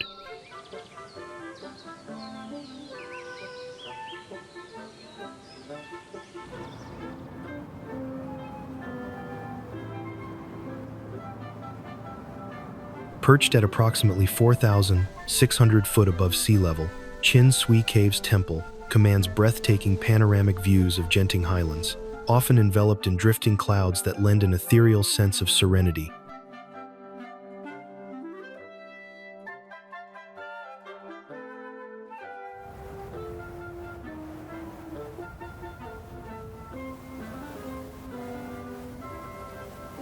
Founded in the early 1992 by late Lim Go Tong, the pioneer behind Genting Highlands, the temple was officially opened in 1994 and built on a donated 28-acre forested hillside.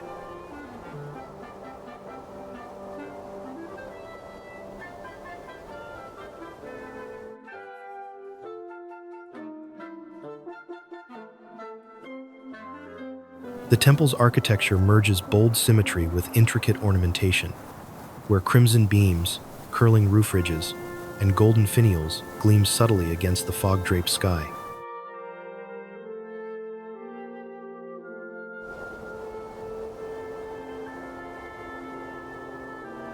Staircases edged by dragon motifs wind gracefully along the hillside, guiding visitors through varying elevations with a sense of both ascension and reverence.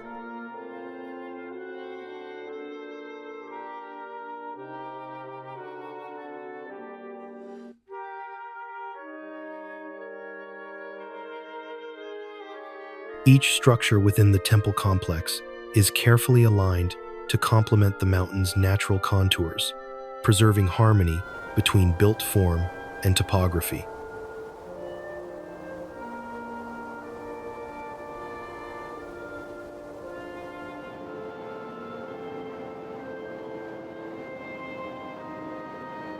Constructing the temple on steep, rocky terrain required manual excavation and piling as machinery could not be used.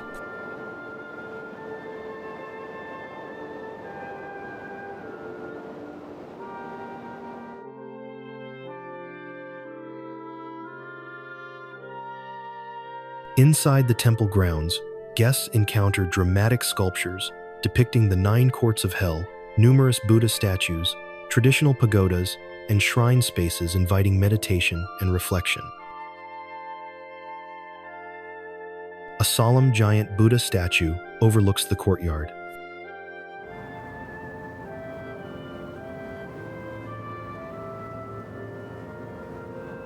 Tourists frequently cite the temple's cool climate, often described as refreshing as Korea's highlands and peaceful atmosphere, making it a welcome escape from Genting's bustling tourist core.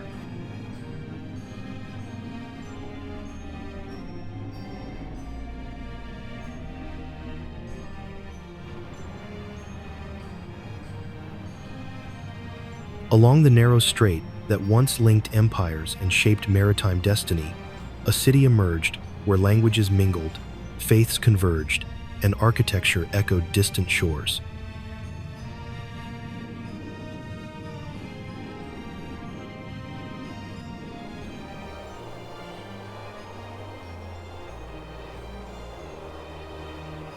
Founded in 1396 by the Sumatran prince Parameswara, Malacca City rose swiftly to prominence as a strategic entrepot on the Straits of Malacca.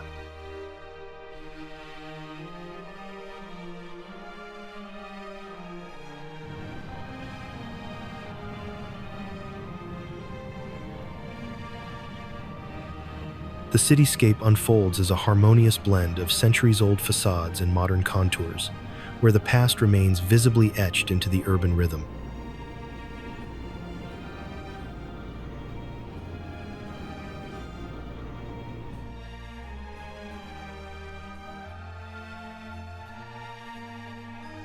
Rows of terracotta-roofed shophouses stretch along narrow lanes, their vibrant facades glowing warmly beneath the equatorial sunday.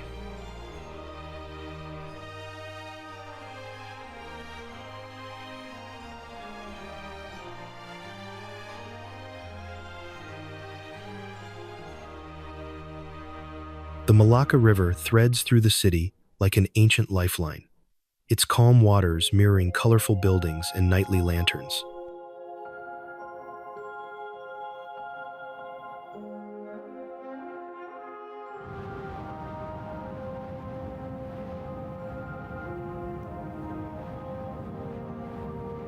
The river bends through the city with a quiet elegance, offering ever-changing vignettes of bridges, balconies, and mural-covered walls.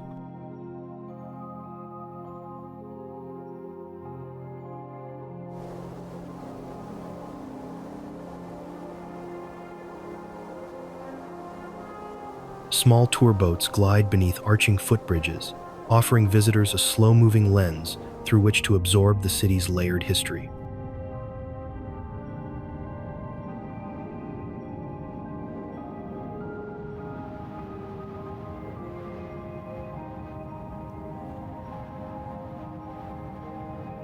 Urban growth has been carefully balanced with conservation, giving the city an intimate scale where pedestrian paths still dominate the central quarters.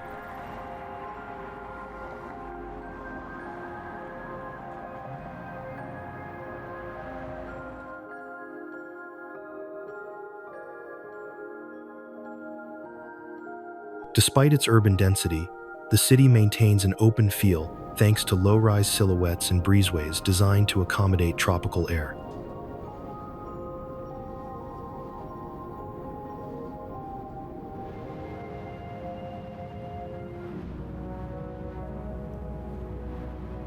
Verdant pockets of trees and climbing vines soften the edges of built structures, weaving nature into the fabric of the old town.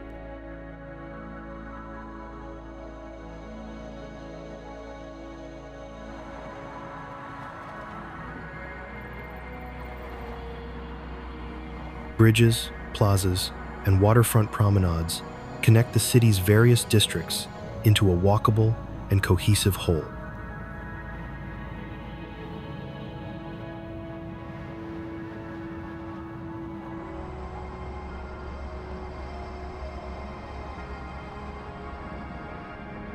As evening descends, the city slips into a golden hush, with lanterns flickering to life along the riverbanks like echoes of old sea routes.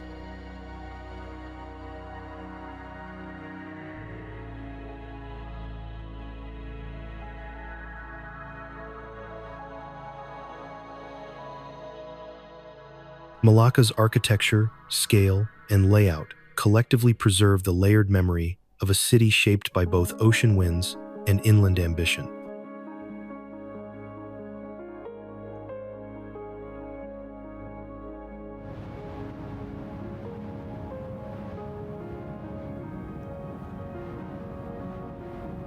Malacca earned UNESCO World Heritage status in 2008 thanks to its well-preserved architectural legacy and testimony to centuries of intercultural exchange.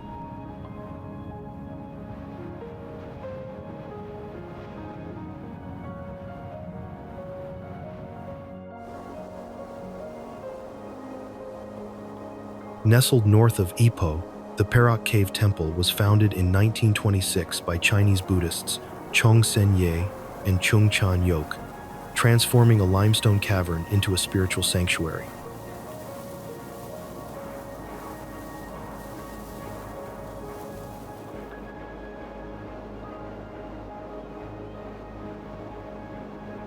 A narrow entrance leads into a vast limestone dome that opens into multiple grottos, offering visitors a sense of both natural grandeur and sacred calm.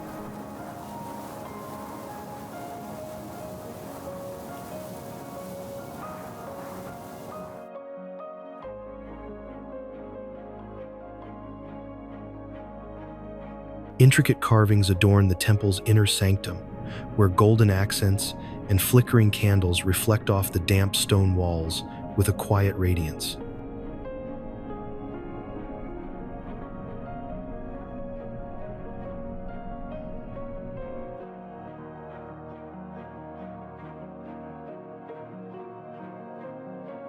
The temple's layout winds organically with the cave's contours, its shrines.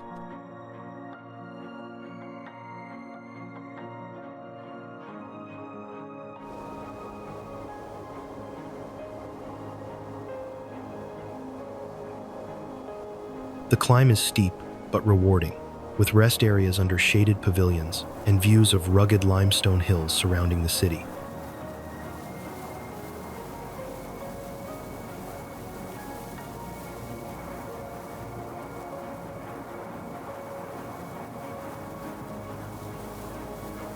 At the summit, visitors can admire the karst landscape that characterizes Ipoh, though it is contrasted with nearby industrial estates visible in the distance.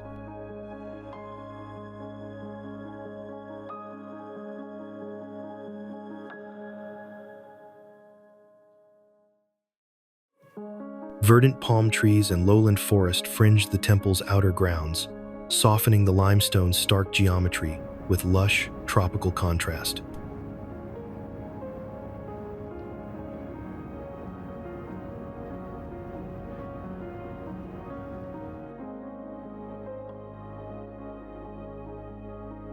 On an island where sea breezes carry stories from distant shores, a city has grown from the tides of empire and the pulse of many peoples.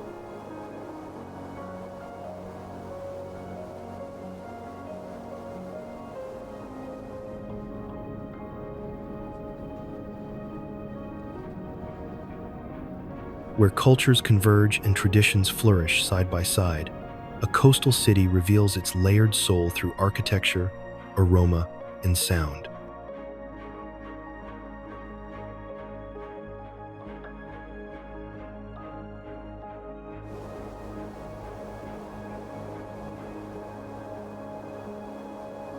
Along the Malacca Strait, in a corner of Malaysia, where trade once shaped destiny, a settlement blossomed into a crossroads of civilizations.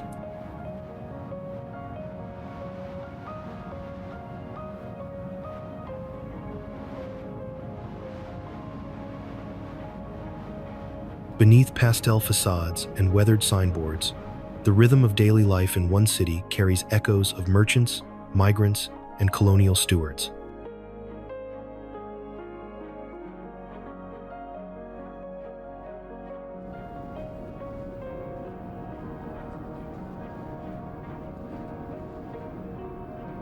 Georgetown, the capital of Penang, was founded in 1786 by the British East India Company and remains a living tapestry of colonial history and multiculturalism.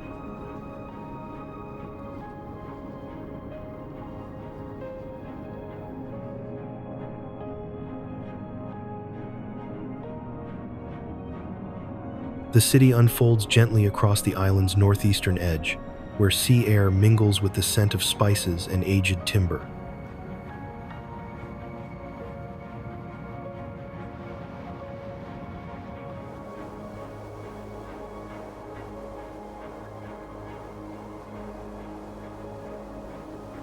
Structures built low to the ground follow a rhythm of balance and proportion, blending European lines with local adaptations for sun and rain.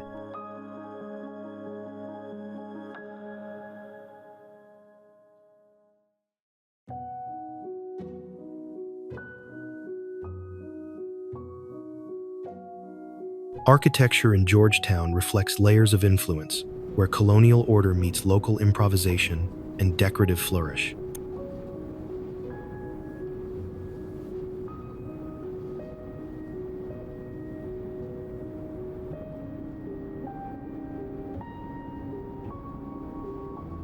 The city is renowned for its UNESCO-listed historic core, where British colonial architecture coexists with Chinese clan houses, Indian temples, and Malay mosques.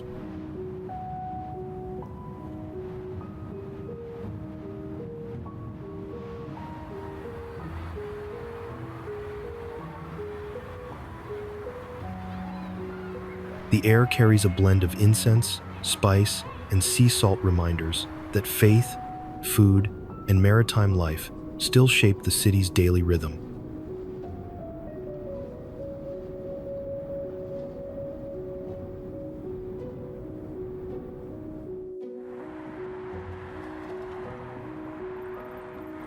Where river tides once bore the weight of trade canoes and royal emissaries, a quiet town endures with the dignity of its past etched into every street and shoreline.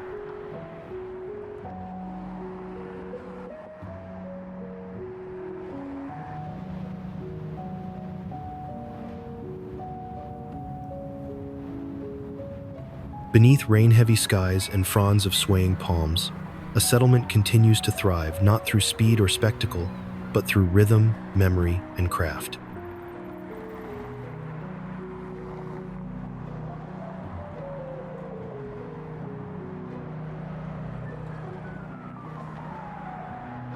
Mawar, also known as Bandar Maharani, is a historical riverside town in southern Johor, celebrated for its rich agricultural past and classical architecture.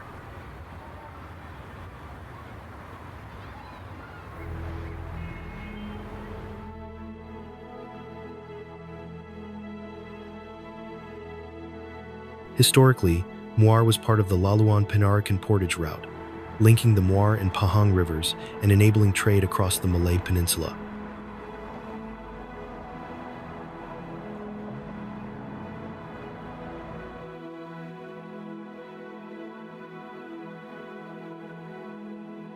The estimated local population includes tens of thousands of residents who live in town and surrounding rural areas, sustaining traditional trades like fishing and farming.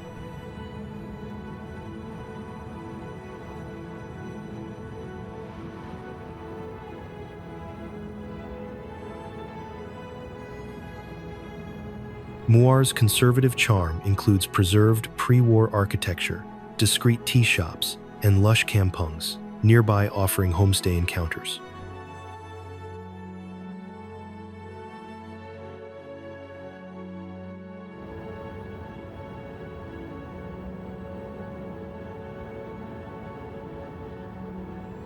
Mawar's riverfront unfolds with gentle symmetry, where stone embankments and tree-lined promenades invite slow walks at dusk.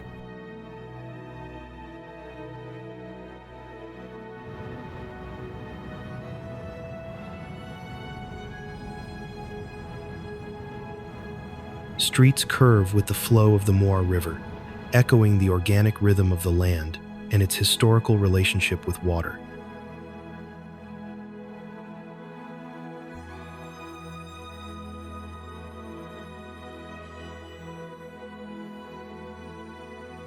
At sunset, the Mawar River glows with hues of amber and rose, casting golden ripples that shimmer.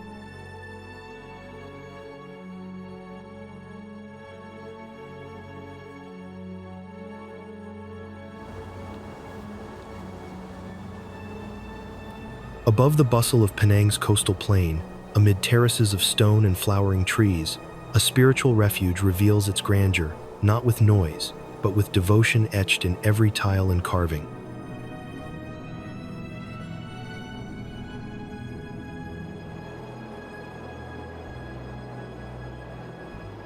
Crowned by sweeping eaves and gilded statuary, this sanctuary glows beneath the tropical sun, welcoming all who seek calm, clarity, or wonder.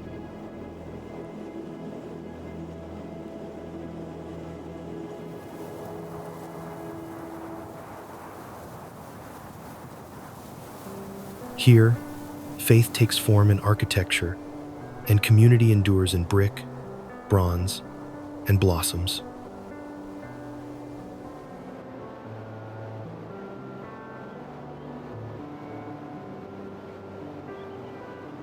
Rising majestically on Penang's scenic Crane Hill, Kek Lok Si Temple offers panoramic views of Airy Tom and the surrounding lush greenery.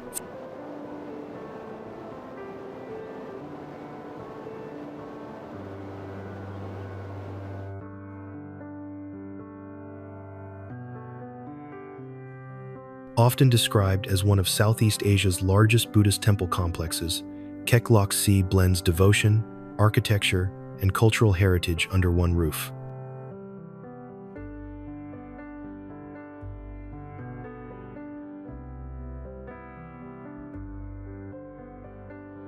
Constructed over approximately 40 years, starting in the late 19th century, the temple reflects layers of community funding and monastic ambition.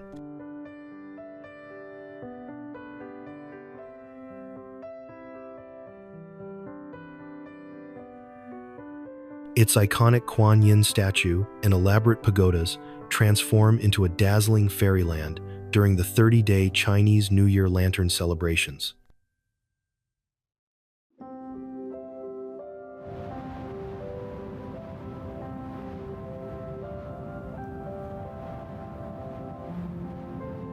The towering statue of Kuan Yin, cast in bronze and rising over 30 meters high, dominates the hillside with a serene and benevolent presence.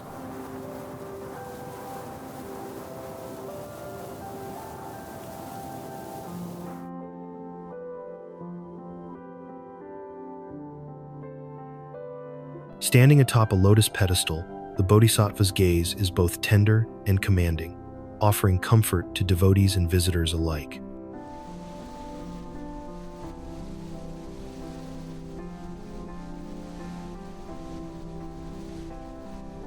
Framed by an ornate pavilion of soaring columns and a tiered octagonal roof, the statue appears both grounded and transcendent.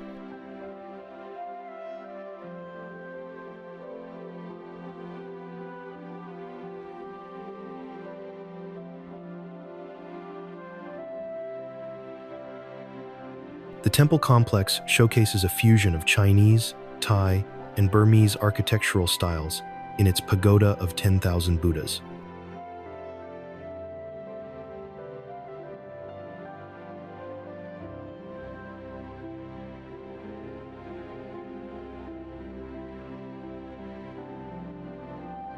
At night, Kek Lok Si Temple transforms into a luminous wonderland, with thousands of colorful lanterns strung across rooftops, courtyards, and pagodas.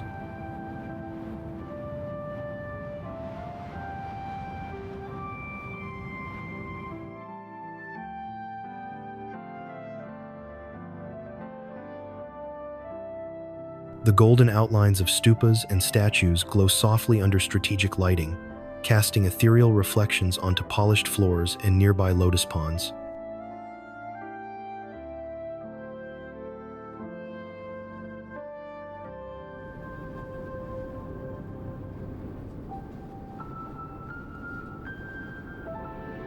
Despite suffering financial setbacks due to World War I and the Great Depression, the temple persevered through devotee support and resumed expansion.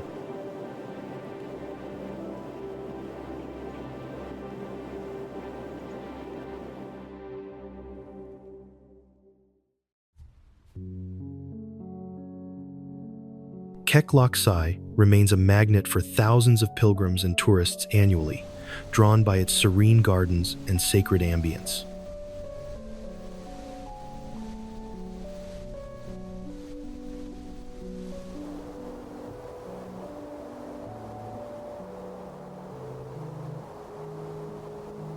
With its name meaning Temple of Supreme Bliss, Kek Lok Si serves as a peaceful sanctuary rooted in Penang's multicultural Buddhist community.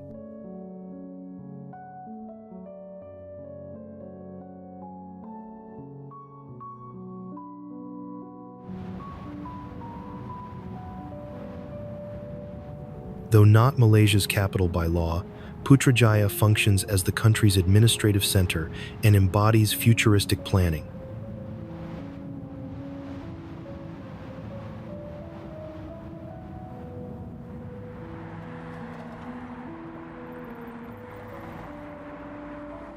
Majestic bridges in Putrajaya, inspired by architectural styles from Iran, Sweden, and Australia, create a striking first impression on visitors.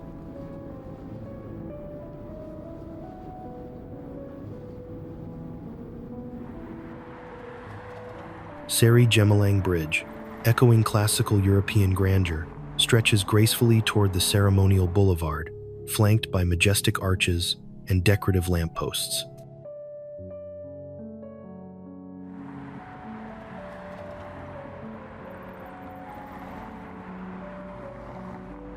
Seri Wawasan Bridge, with its asymmetrical cable-stayed structure, resembles a futuristic sailing ship and glows in radiant hues after nightfall.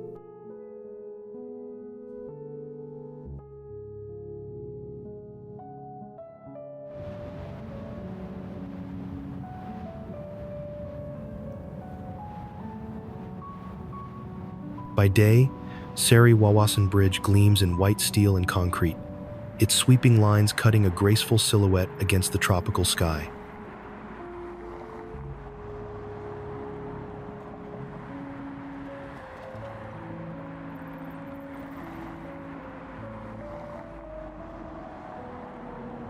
Its design reflects both motion and balance, with cables fanning out like sails, poised to catch the wind in homage to Malaysia's maritime heritage.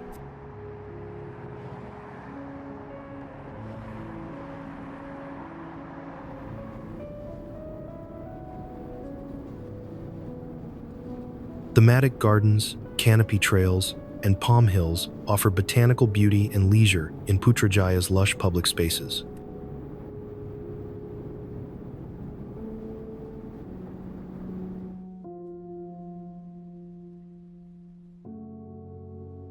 Even today, Putrajaya balances modernity and greenery, with lakes, parks, and wide boulevards around official complexes.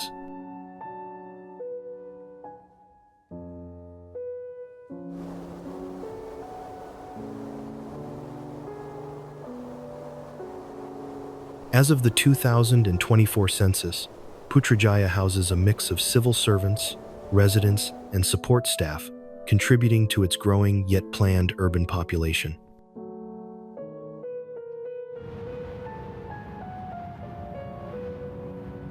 Putrajaya's strict zoning and architectural codes create coherent visual harmony across its precincts and landmarks.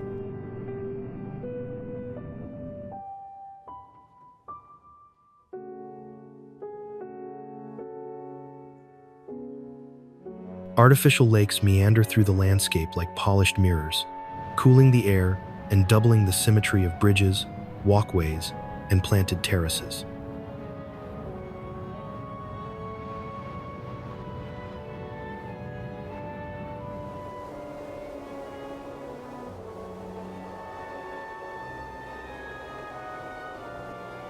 Putrajaya's urban fabric feels deliberate yet serene, with neighborhoods woven into green belts, open plazas, and pedestrian-friendly paths.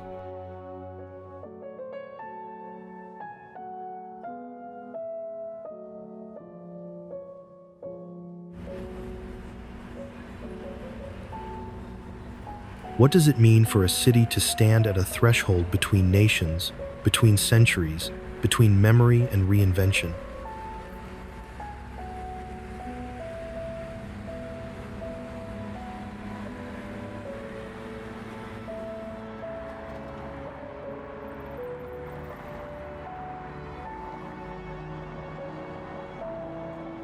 Where the southernmost tip of the peninsula meets tides of commerce and culture, a city unfolds with quiet resilience and layered identity.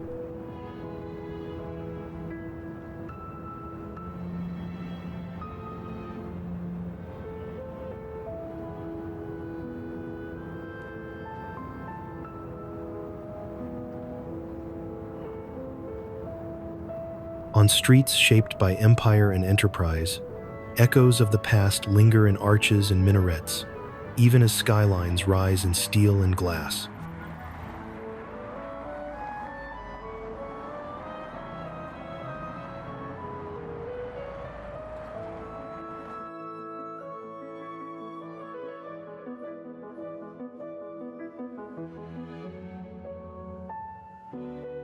This is a place where heritage is not preserved in amber, but breathed into daily life through language, ritual, and architecture alike.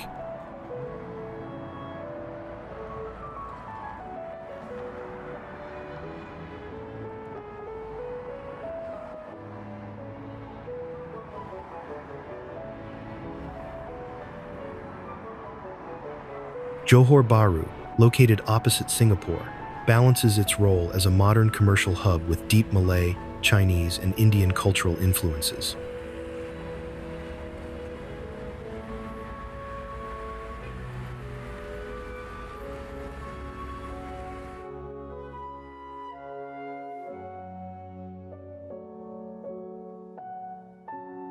Colonial-era landmarks, like the Sultan Ibrahim Building, recall Johor Bahru's British governance past.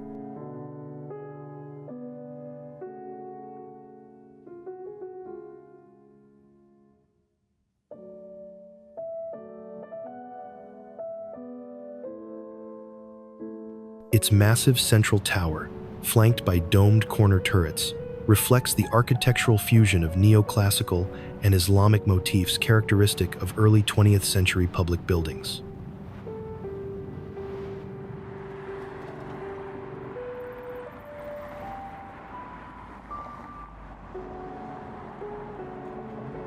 At the heart of Johor Bahru's city square stands a 5 1-meter-high clock tower, rising above landscaped lawns and wide-open space as a modern focal point of the urban center.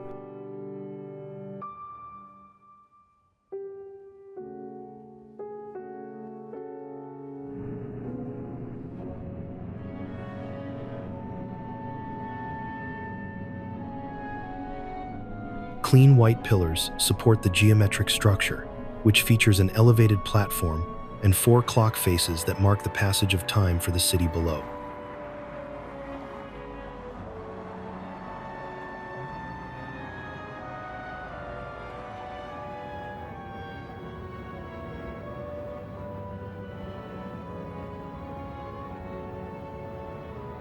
Greenery threads through Johor Bahru's layout along medians, courtyards, and riversides, offering respite from the tropical heat and softening the built environment.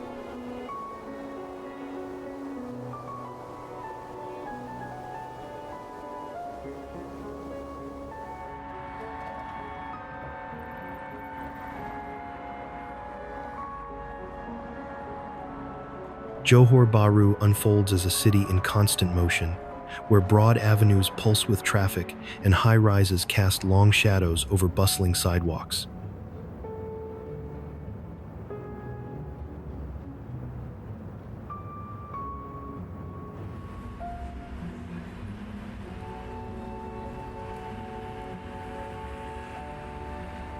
Modern flyovers and roundabouts channel vehicles past glass-clad towers, shopping malls, and office complexes that have risen swiftly in recent decades.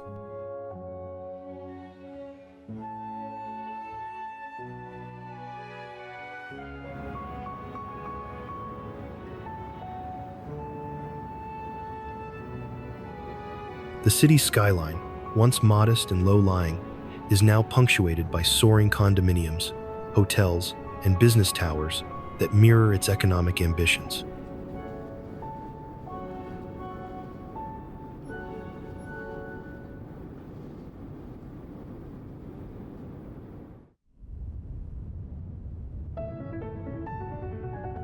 In a lowland once defined by rows of rubber trees and sun-bleached coconut palms, a bold new township now takes shape with energy.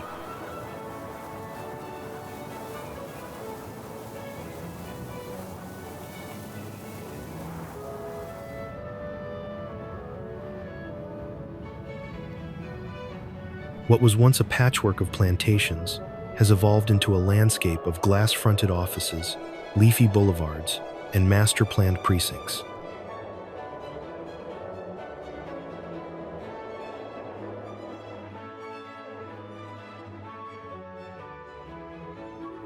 Batu Kawan's transformation did not come overnight, but through years of deliberate planning, strategic investment, and infrastructural ambition.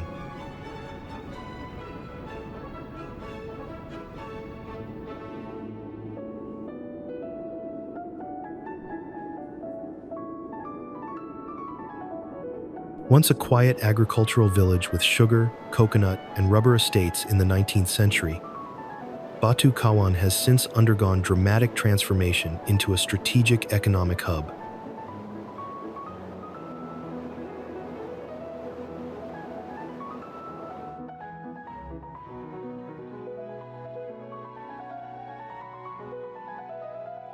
Gentle reed beds sway beside still water lagoons, forming a mosaic of textures and hues that soften the township's modern edge.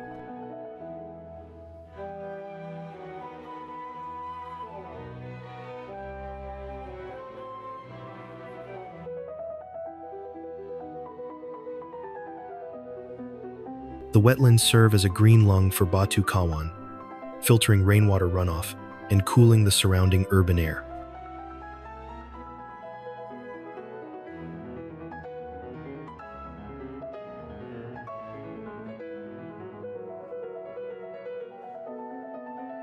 Clusters of mangrove saplings root in the silty shallows, anchoring the shoreline and supporting biodiversity.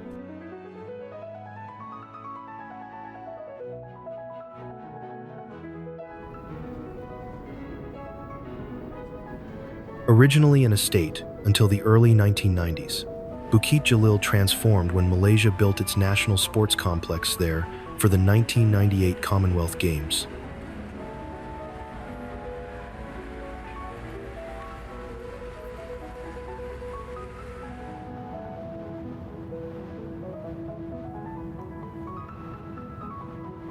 The centerpiece of Bukit Jalil is the Bukit Jalil National Stadium, with seating for nearly 90,000 spectators and host to major sports and entertainment events since 1998.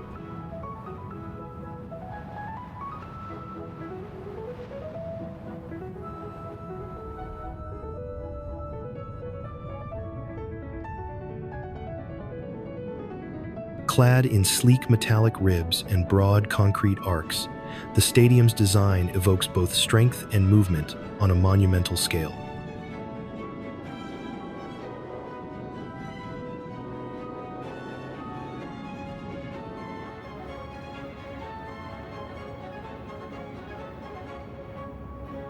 Its elliptical form wraps around a vast central pitch, creating a continuous ribbon of seating that ensures clear sightlines from every tier.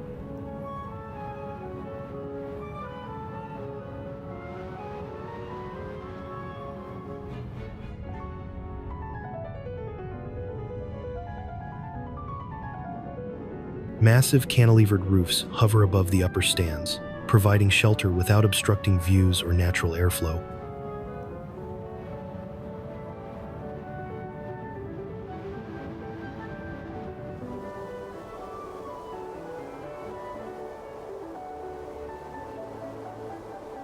The stadium's use of wide, open concourses and multiple access points allows for fluid circulation of tens of thousands of visitors.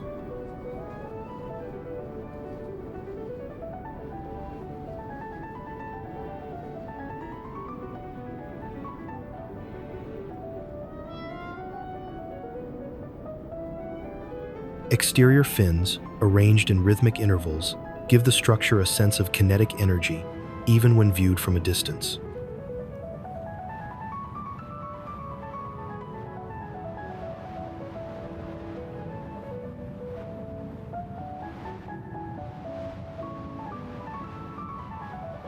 The vast expanse of its oval bowl, with tiers rising in bold symmetry, reflects the architectural ambition behind Malaysia's sporting identity.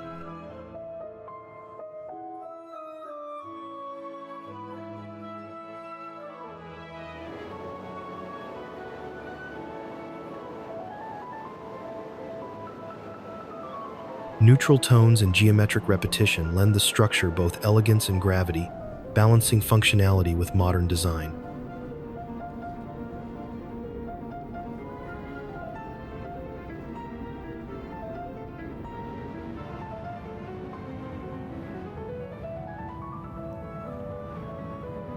Seen from above, the stadium resembles a colossal eye set within the cityscape, focused, dynamic, and built to inspire collective experience.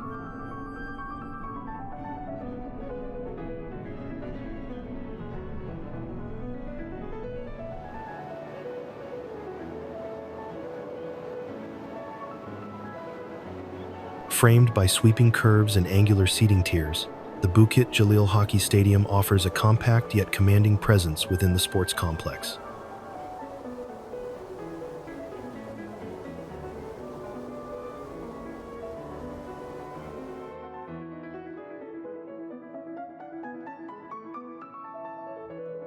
Spectators stands wrapped tightly around the pitch, fostering a sense of intimacy and intensity during matches.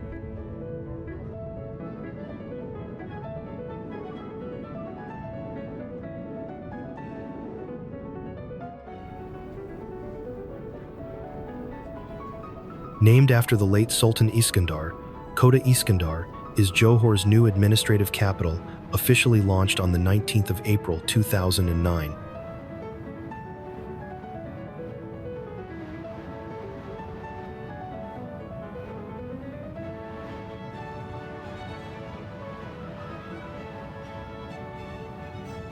first phase was completed in 2008, immediately welcoming over 2,200 civil servants to relocate there in April 2009.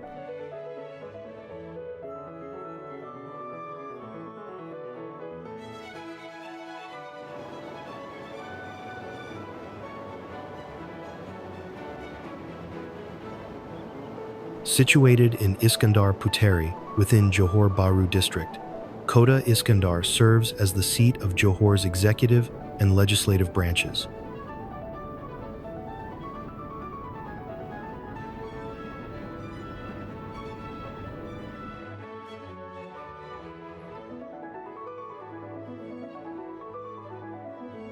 Its architectural style marries Johor Malay and Moorish design, visible in buildings like the Sultan Ismail Legislative Assembly.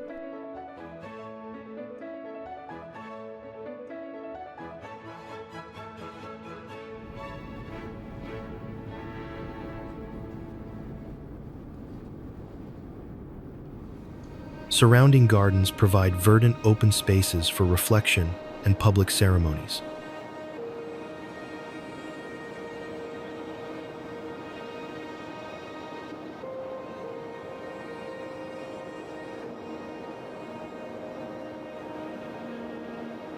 Developed by Cahaya Jauhar, the complex is also recognized for its landscape architecture, excellence, and sustainable planning awards.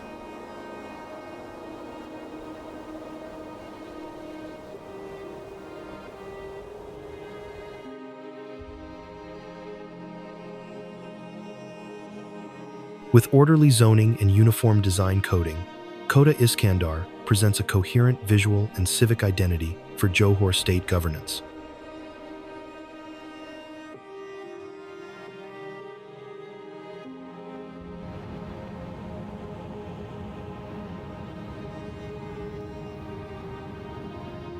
Since its establishment, the center has become a civic focal point, hosting official state events, public forums, and exhibitions.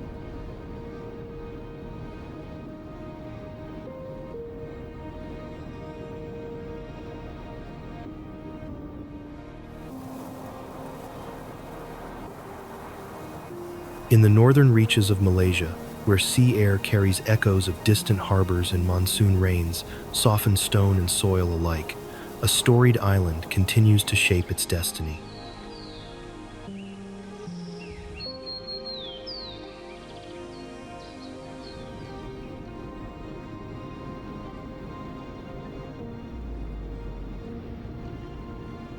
Wrapped in tropical winds and waves of memory, Penang Island radiates a character shaped by centuries of trade, migration, and cultural convergence.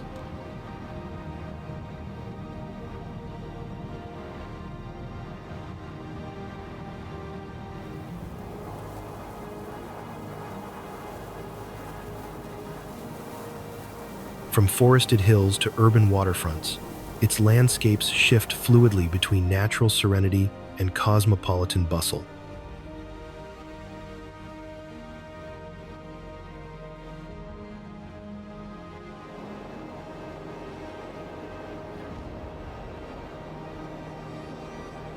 The island's architecture tells layered stories of empire, resilience, and artistic expression carved into timber, tile, and stone.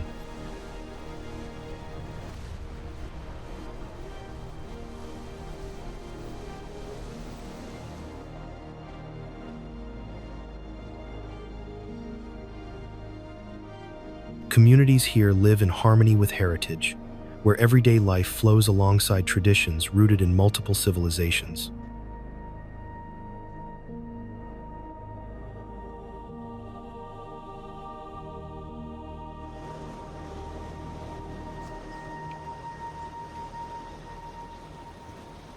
The scent of spices and sea breezes fills narrow lanes where old-world charm thrives within a modern pulse.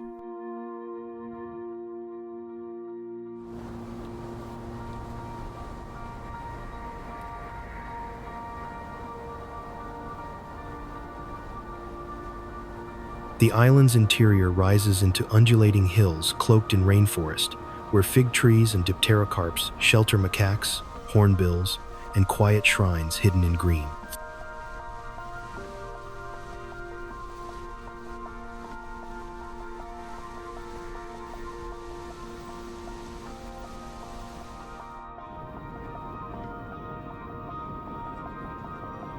If architecture could speak, the Penang Bridge would whisper of distance conquered and horizons drawn closer by human resolve.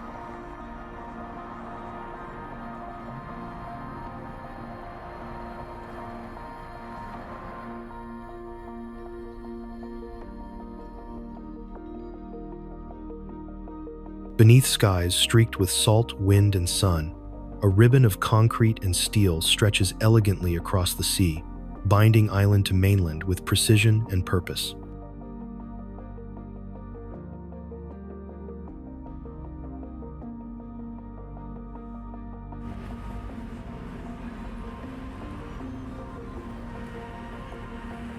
In a region shaped by tides and trade, this engineered lifeline does more than carry vehicles. It carries ambition, connection, and the steady pulse of progress.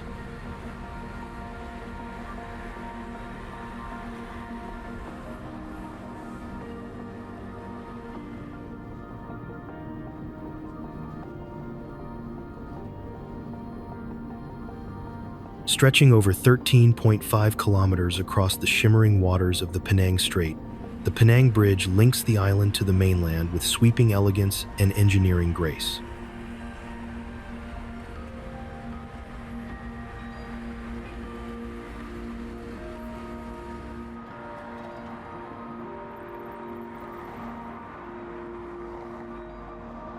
Its cable-stayed structure rises in poised symmetry above the sea, offering motorists panoramic views of passing ships, tidal flats, and distant hills.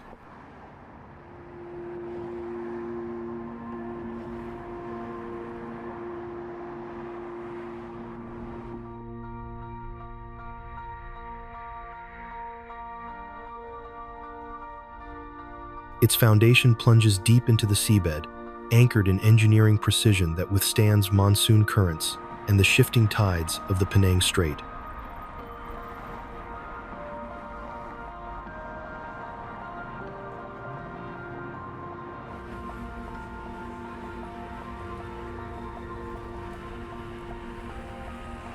Designed using cable-stayed concrete girders, inspired by structures such as San Francisco's Golden Gate Bridge, the iconic span symbolizes modern engineering ambition in Malaysia.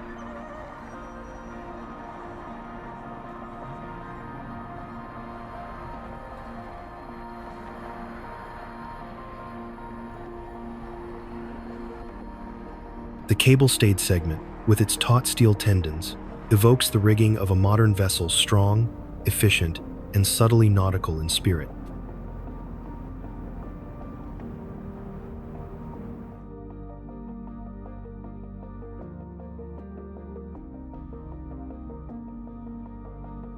Each section of roadway is joined with expansion joints designed to flex with thermal shifts, ensuring both longevity and fluid driving comfort.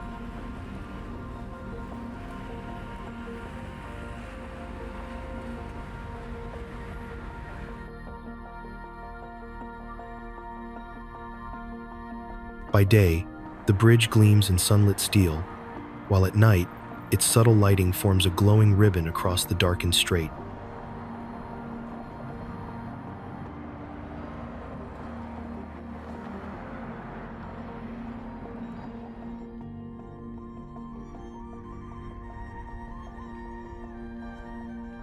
The bridge's rhythmic spans and low curves mirror the surrounding coastlines, blending infrastructure with seascape in a distinctly Malaysian silhouette.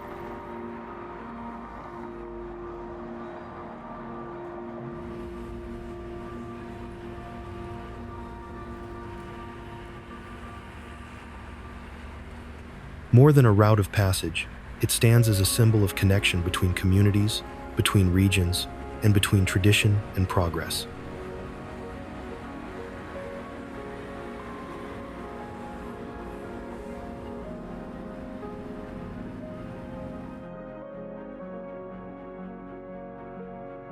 At sunset, the Penang Bridge becomes a silhouette etched against molten skies, its spans catching the last light in quiet brilliance.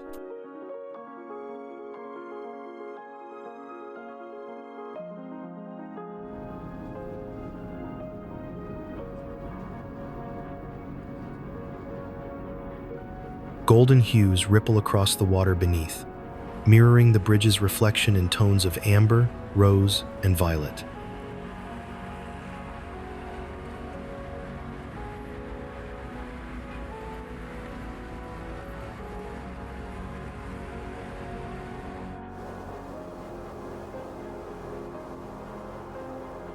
Gentle waves brushing against untouched shores often tell stories of places time has overlooked, places where nature speaks more clearly than man-made marvels.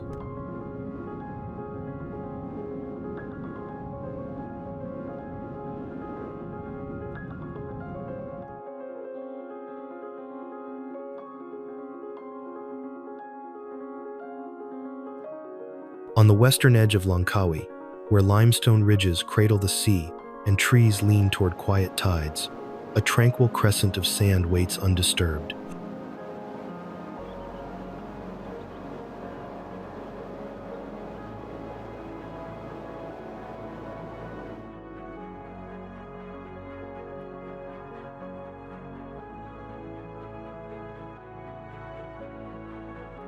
Pantai Kok unfolds here, not as a resort spectacle, but as a preserved haven where calm waters, soft winds, and forested hillsides offer a rare kind of stillness.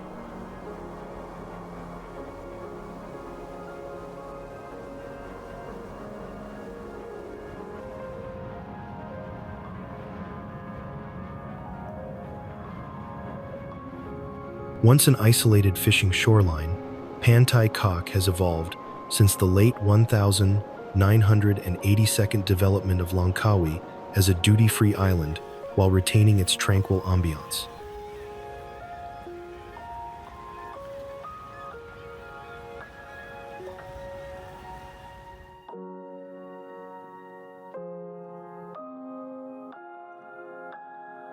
The beach remains largely uncrowded except during local weekends, offering idyllic settings for picnics or quiet seaside strolls under tree-shaded parkland.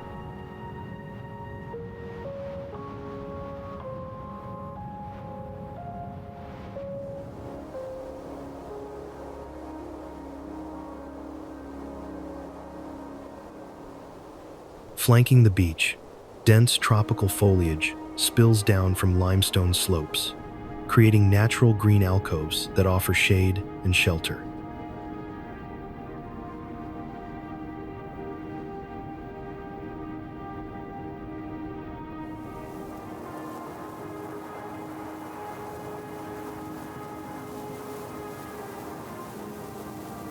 At low tide, the shoreline stretches wider, revealing delicate ripples in the sand where shallow water once flowed, glinting under the late morning sunday.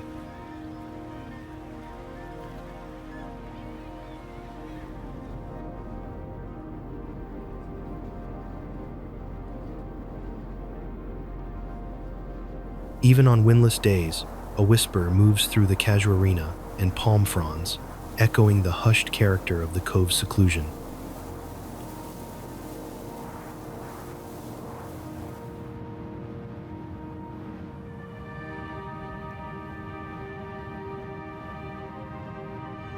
Though luxury resorts border parts of Pantai Kok, the public beach remains accessible free of charge, preserving its natural charm.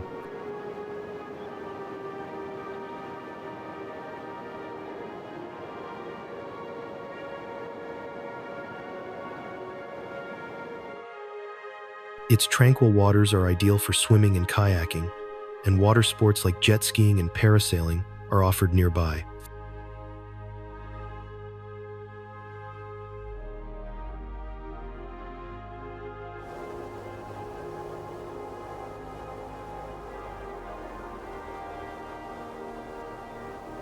The maritime landscape, framed by twin offshore islets, sailing boats, and lush hills, makes Pantai Kok a favorite of photographers and sunset seekers.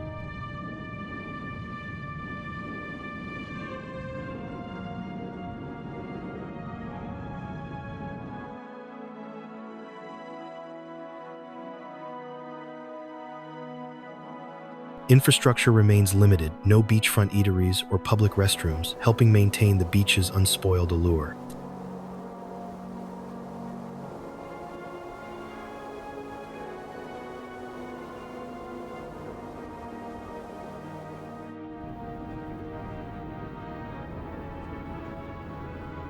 Inland, away from coastal bustle and towering skylines, there are towns whose quiet rhythms reveal deeper transformations beneath the surface.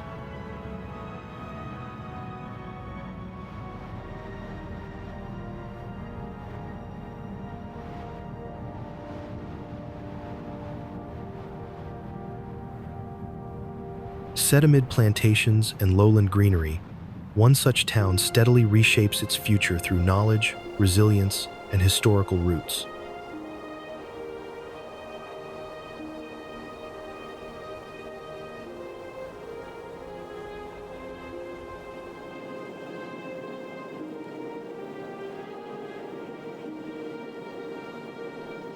Pago, in the heart of Johor, stands not in grandeur, but in the strength of its evolving identity, where rural heritage meets academic ambition.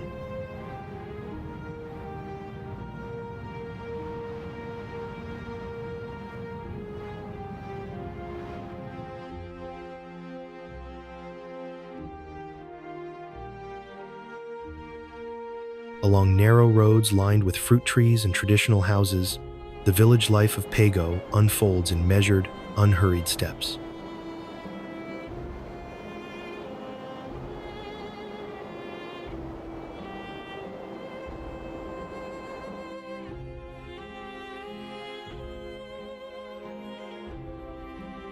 Surrounding the outskirts of Pago, oil palm plantations dominate the landscape, forming vast, continuous corridors of green that ripple over hills and valleys like a cultivated ocean.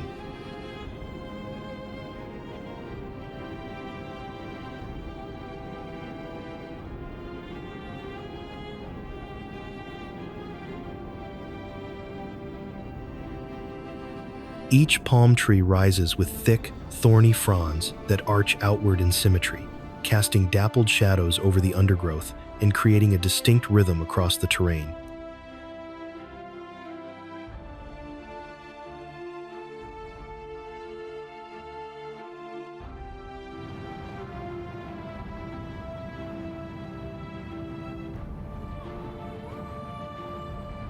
Neatly arranged in regimented rows, the trees form an artificial geometry that contrasts with the more chaotic beauty of natural forest, yet offers its own kind of visual harmony.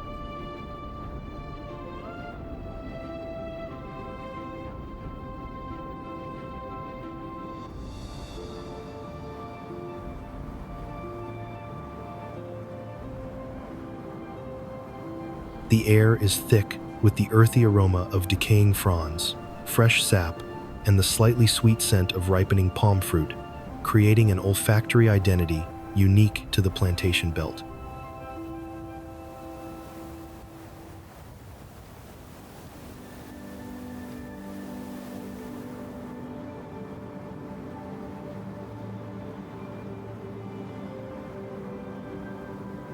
Scattered throughout the groves are makeshift shelters, processing sheds, and resting stations, where laborers pause for meals and shade before resuming their work under the tropical sunday.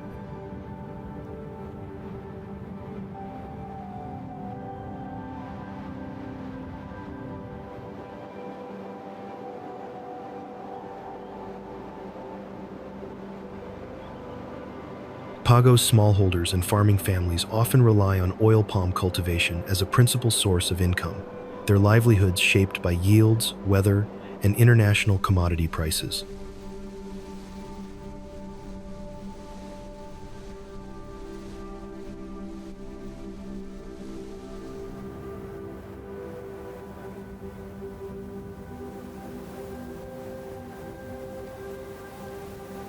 In recent years, some estates near Pago have begun integrating sustainable practices, reducing pesticide use, maintaining buffer zones, and planting cover crops to preserve biodiversity.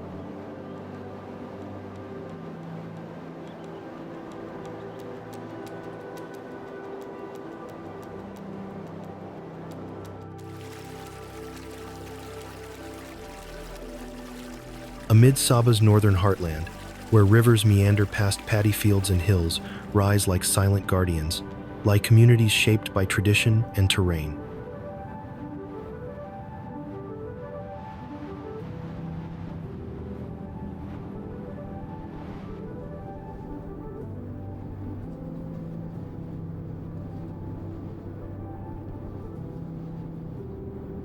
It is in this landscape, rugged yet rooted, that Kota Belud quietly asserts its identity, a town born from refuge and defined by cultural resilience.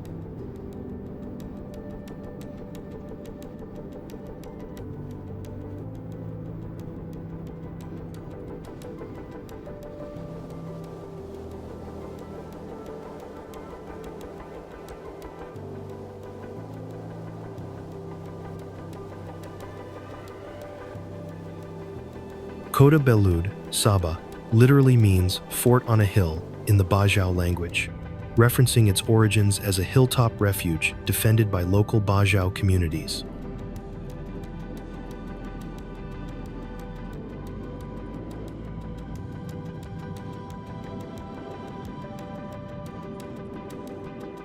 The town is the capital of Kota Belud district, with an estimated population of 8,392 in 2010, situated midway along the highway between Kota Kinabalu and Kudat.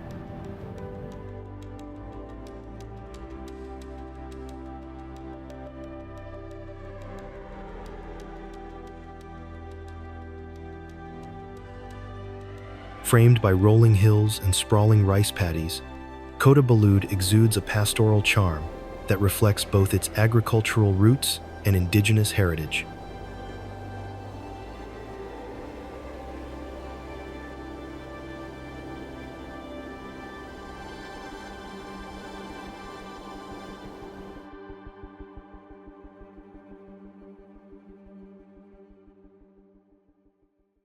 These fields are etched into the landscape with a quiet precision, forming a green patchwork that changes hue with the rhythm of planting and harvest.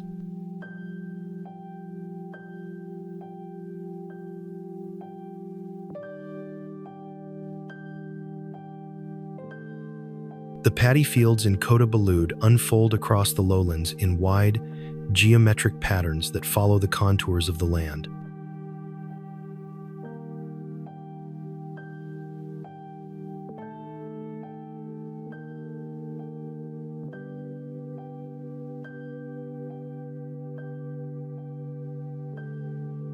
As the rice begins to grow, the fields take on a vivid green tone that deepens and softens with each passing week.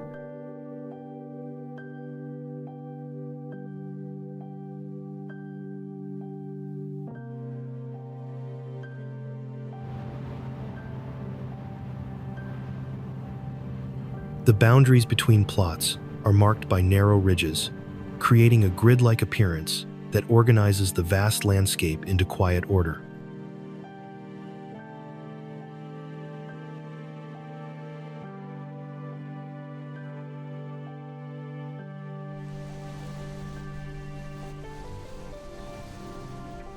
Among the oldest rocks and steep, jungle-draped hills, one lake lies cradled in solitude, its waters calm yet steeped in ancient whispers.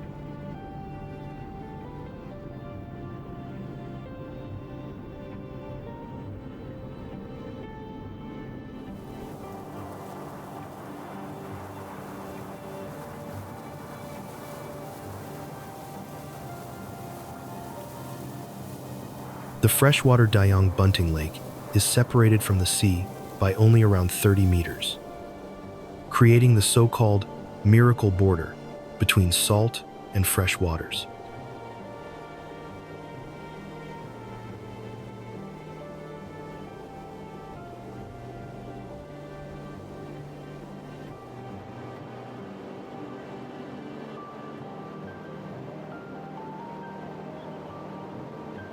Surrounded by limestone hills and dense forest, the serene lake is accessed via a 15-minute walk and about 289 steep steps down to the water's edge.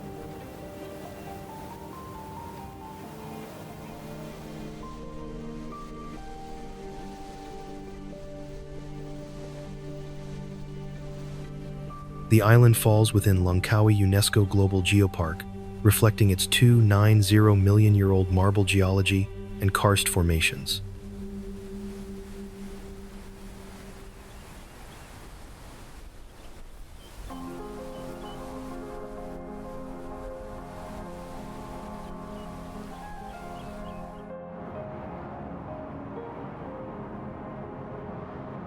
Far from the bustle of mainland shores, where the sea shimmers in uninterrupted hues of blue, lie islands so delicate they seem to float between sky and tide.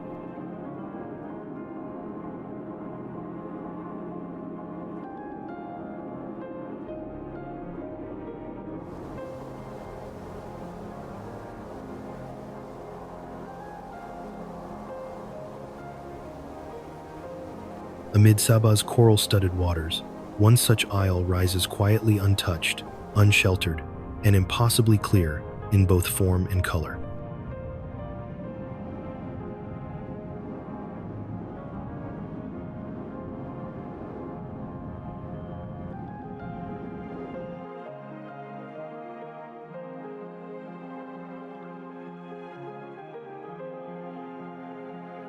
A tiny pearl in Sabah's marine tapestry, Timba Timba seduces snorkelers and solitude seekers alike with vivid reefs and soft sands.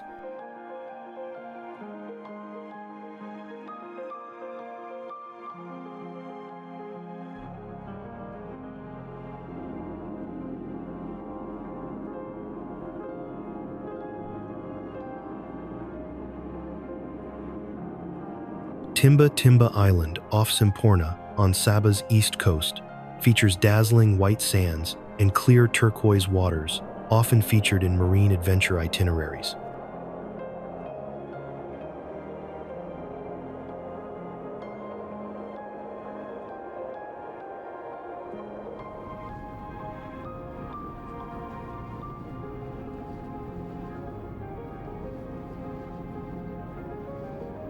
Its shoreline arcs gently like a ribbon of flower-white sand, dissolving seamlessly into the calm, translucent shallows that encircle the island.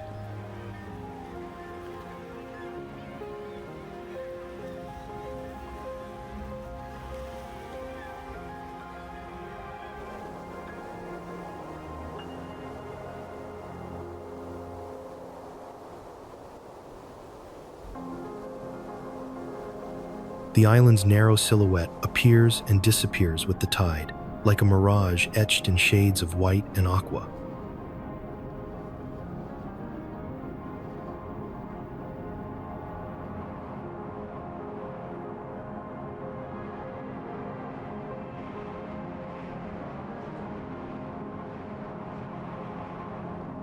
Crystal clear shallows reflect the sky so perfectly that horizon and sea seem to blur into a single, weightless plain.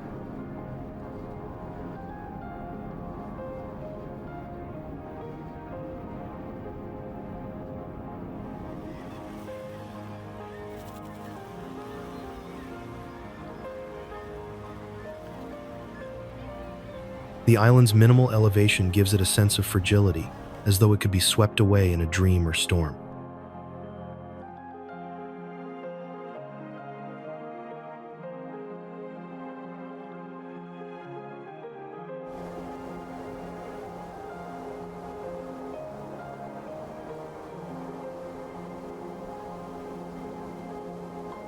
Though uninhabited and part of Tun Sakaran Marine Park, Timba Timba draws day visitors for snorkeling, swimming, and beach lounging.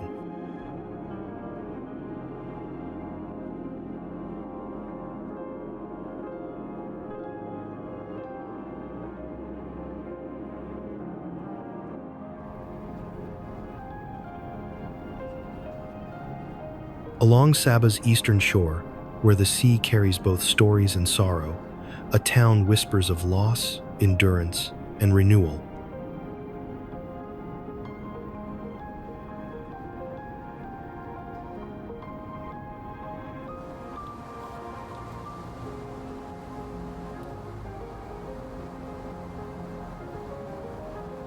Once scarred by war and shaped by colonial ambition, it now flourishes as a crossroads of memory and multicultural life.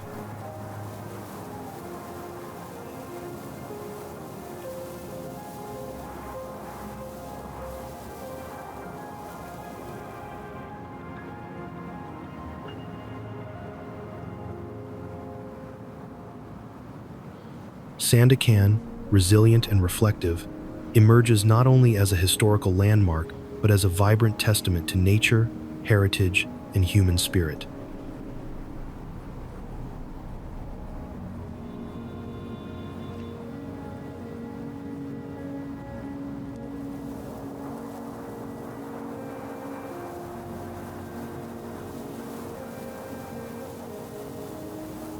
A port town rebuilt from wartime ashes, Sandakan bridges history, culture, conservation, and a thriving multicultural identity.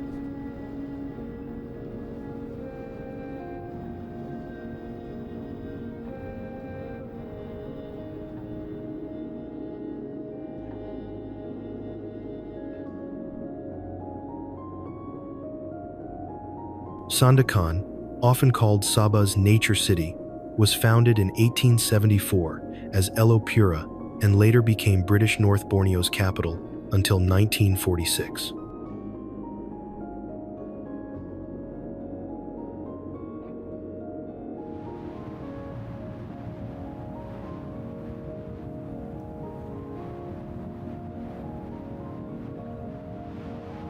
Its coastline unfolds in soft curves along the Sulu Sea, where fishing boats drift against a backdrop of gently swaying palms and open sky.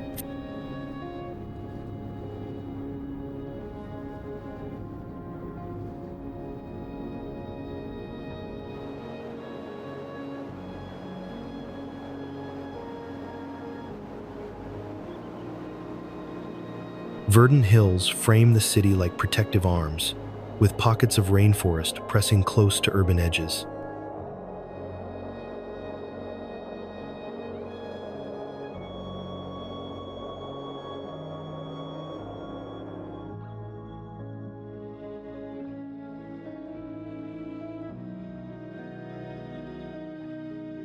Stilted houses with corrugated metal roofs rise above tidal waters, their reflections shimmering in rhythm with the shifting current.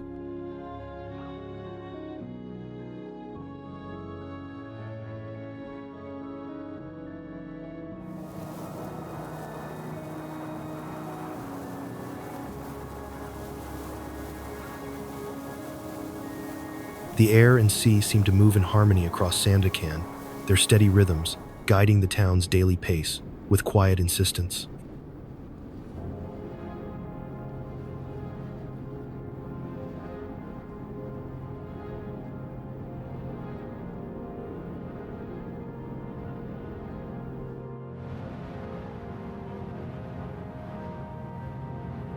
Beneath the shade of tropical skies where river currents meet echoes of empire, a city unfolds with quiet complexity and layered charm.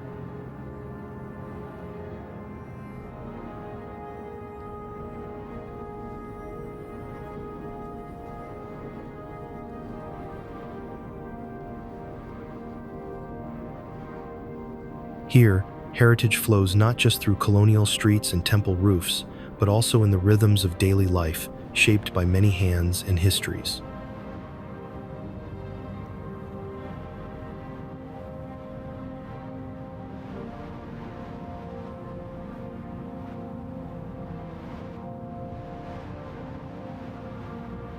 A riverside tapestry of colonial relics, cultural diversity, and lush outdoor escapes lies waiting under the warmth of Kuching's tropical sky.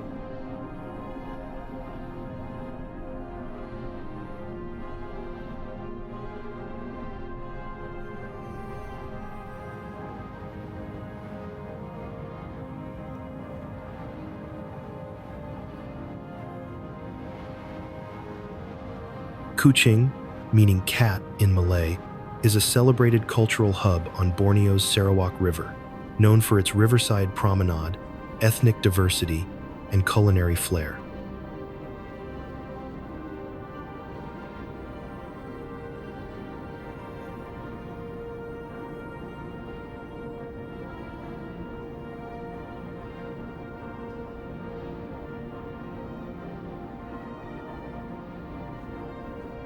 Founded in the 1842 by James Brooke, the first white Raja of Kuching became Sarawak's political and commercial center under the Brooke dynasty.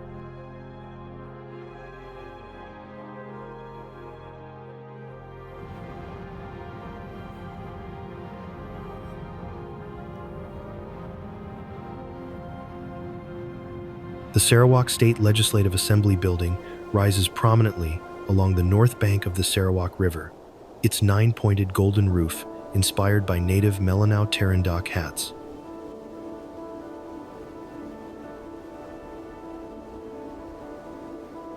Completed in 2009, the building's striking architecture blends traditional cultural motifs with contemporary design, making it one of Kuching's most photographed landmarks. Its unique roof structure, resembling a royal umbrella, symbolizes governance and protection under Sarawak's parliamentary democracy.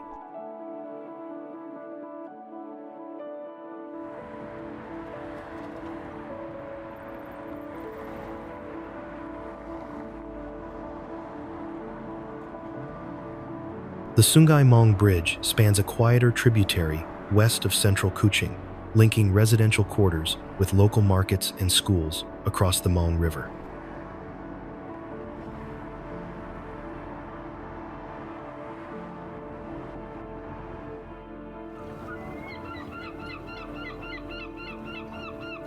Nowhere does the horizon feel wider than at a place where land yields softly to sea and silence carries the weight of centuries.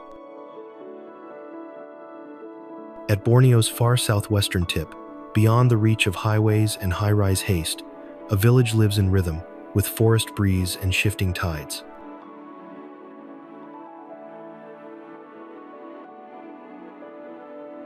At the edge of Borneo, remote beauty meets emerging eco-opportunity, where the sea meets rainforest under a sky of opportunity.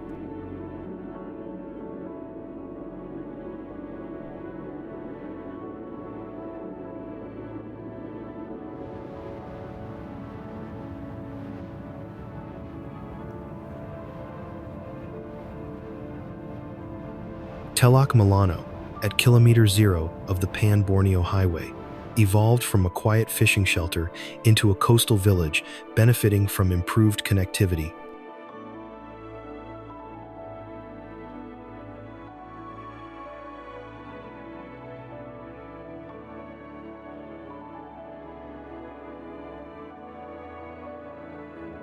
The shoreline of Telok Milano stretches in a long, gentle arc, where smooth, fine sand meets the shallow curve of clear seawater that recedes calmly with the tides.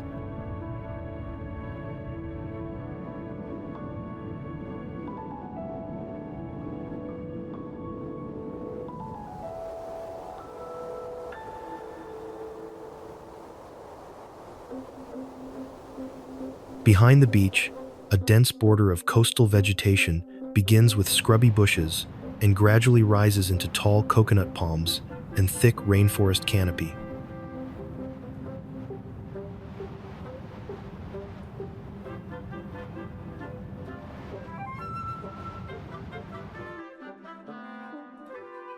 The surrounding hills are covered in deep green foliage, their slopes steep but softened by layers of trees that catch the sun in broken patterns.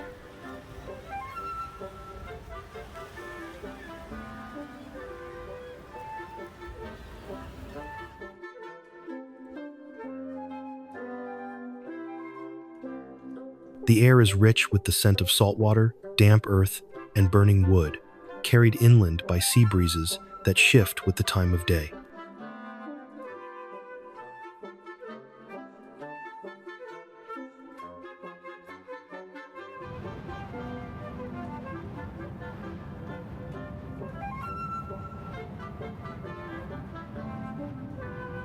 Officials describe the area as primed for eco-resort development, medical tourism retreats, and small-scale hospitality investment.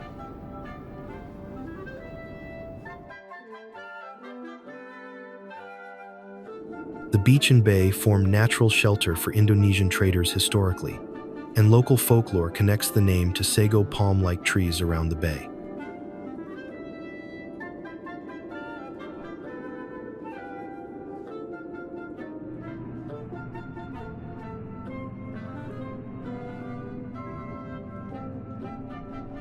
Telok Milano remains off the grid in feel, with untouched shoreline, shaded hills, and low-density habitation preserving serenity.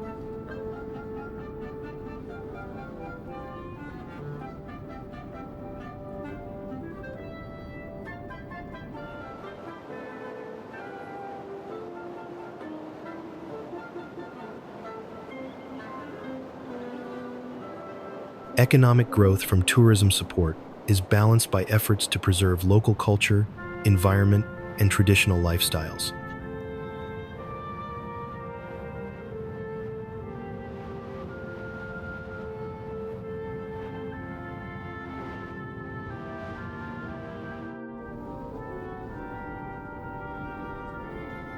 At the meeting point of rivers and memory, a modest town rises, with a calm that belies its historical depth.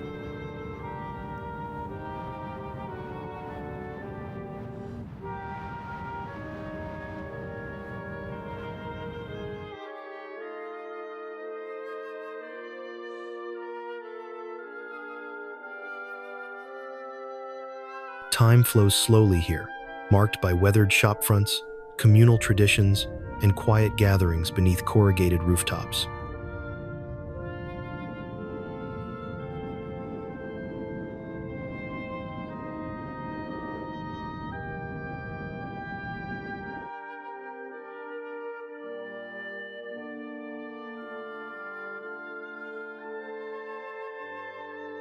Sri Aman stands as both a reminder of colonial echoes and a living symbol of Sarawak's layered cultural heritage.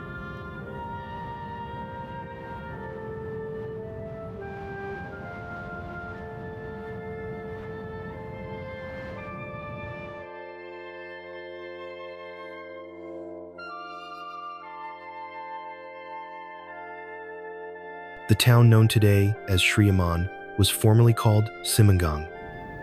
Locals continue to prefer the historic name even after official reversion announcements.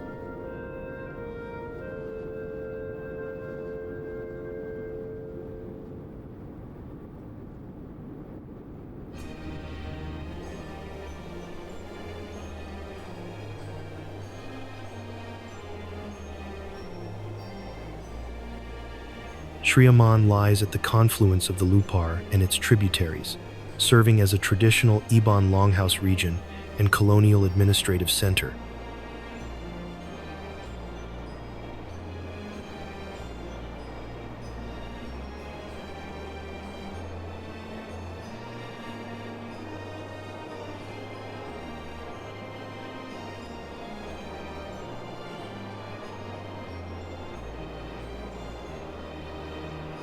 Verdant fields and forested ridges cradle the town in green, enclosing it like a bowl gently carved into the heart of Sarawak's interior.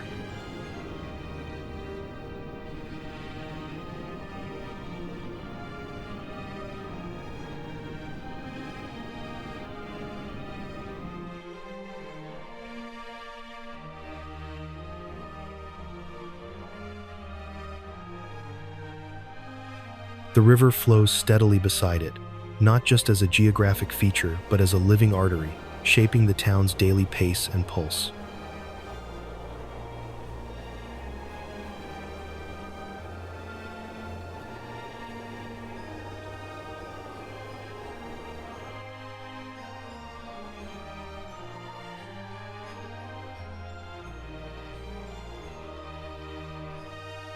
Low-rise buildings with sloping roofs and sun-worn facades line the narrow streets, forming a patchwork of old-world charm and quiet continuity.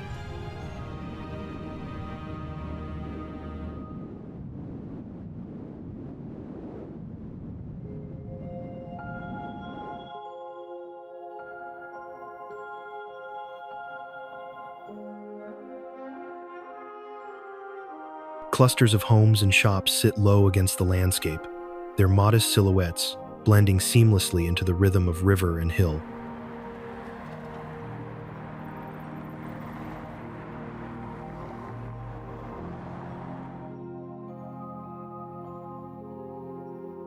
Mornings in Sri Aman often begin with soft mist drifting across the riverbanks, lending the town a dreamlike stillness that lingers through dawn.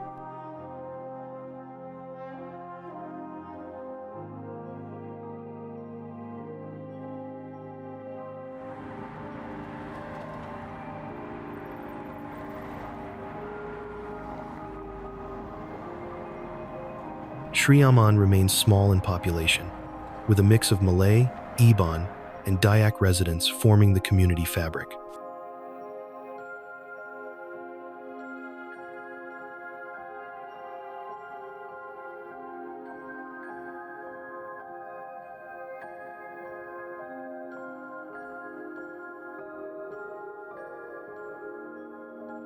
Triamon's sense of history is palpable in graying shophouses, longhouse-inspired gatherings, and traditional day markets.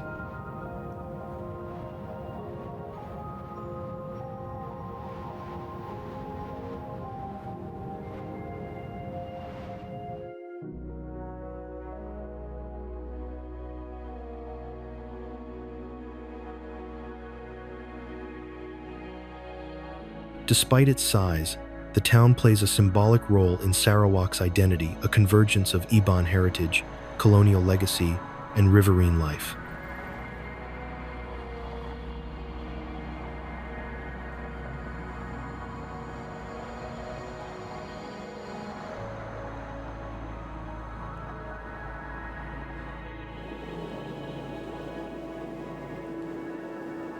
Beneath Borneo's golden afternoon sky lies a lake born of earth and enterprise, a cobalt ribbon threaded through Bau's storied past and community spirit.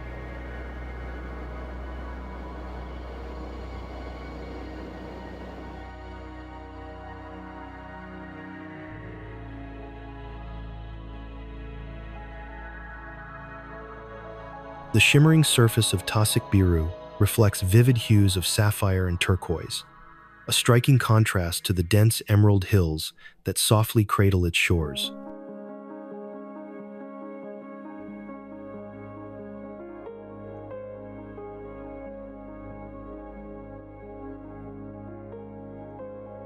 Once a bustling gold mine, the lake was formed by excavation, reaching depths of approximately 90 meters before groundwater flooded the site in 1921.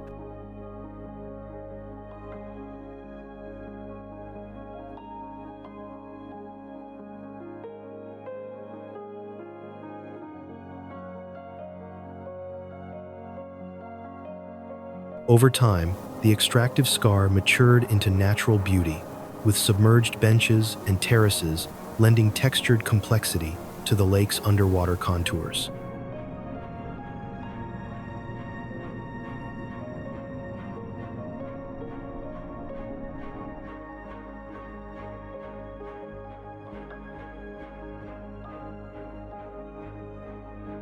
This is the end of our journey through the wonders of Malaysia.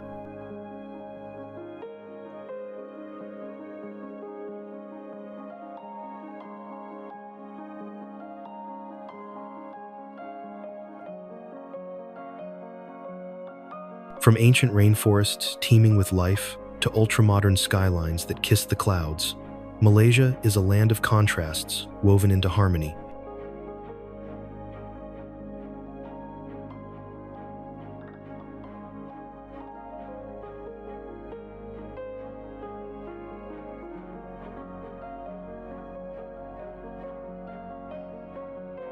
Its rhythms echo through bustling street markets, sacred temples, and tranquil highland villages.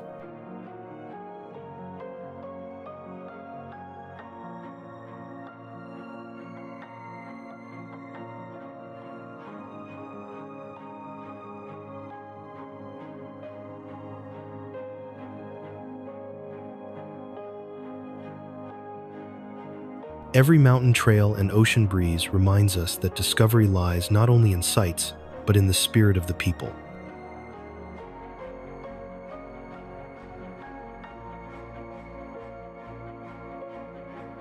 Thank you for joining us on this journey through the heart and soul of Malaysia.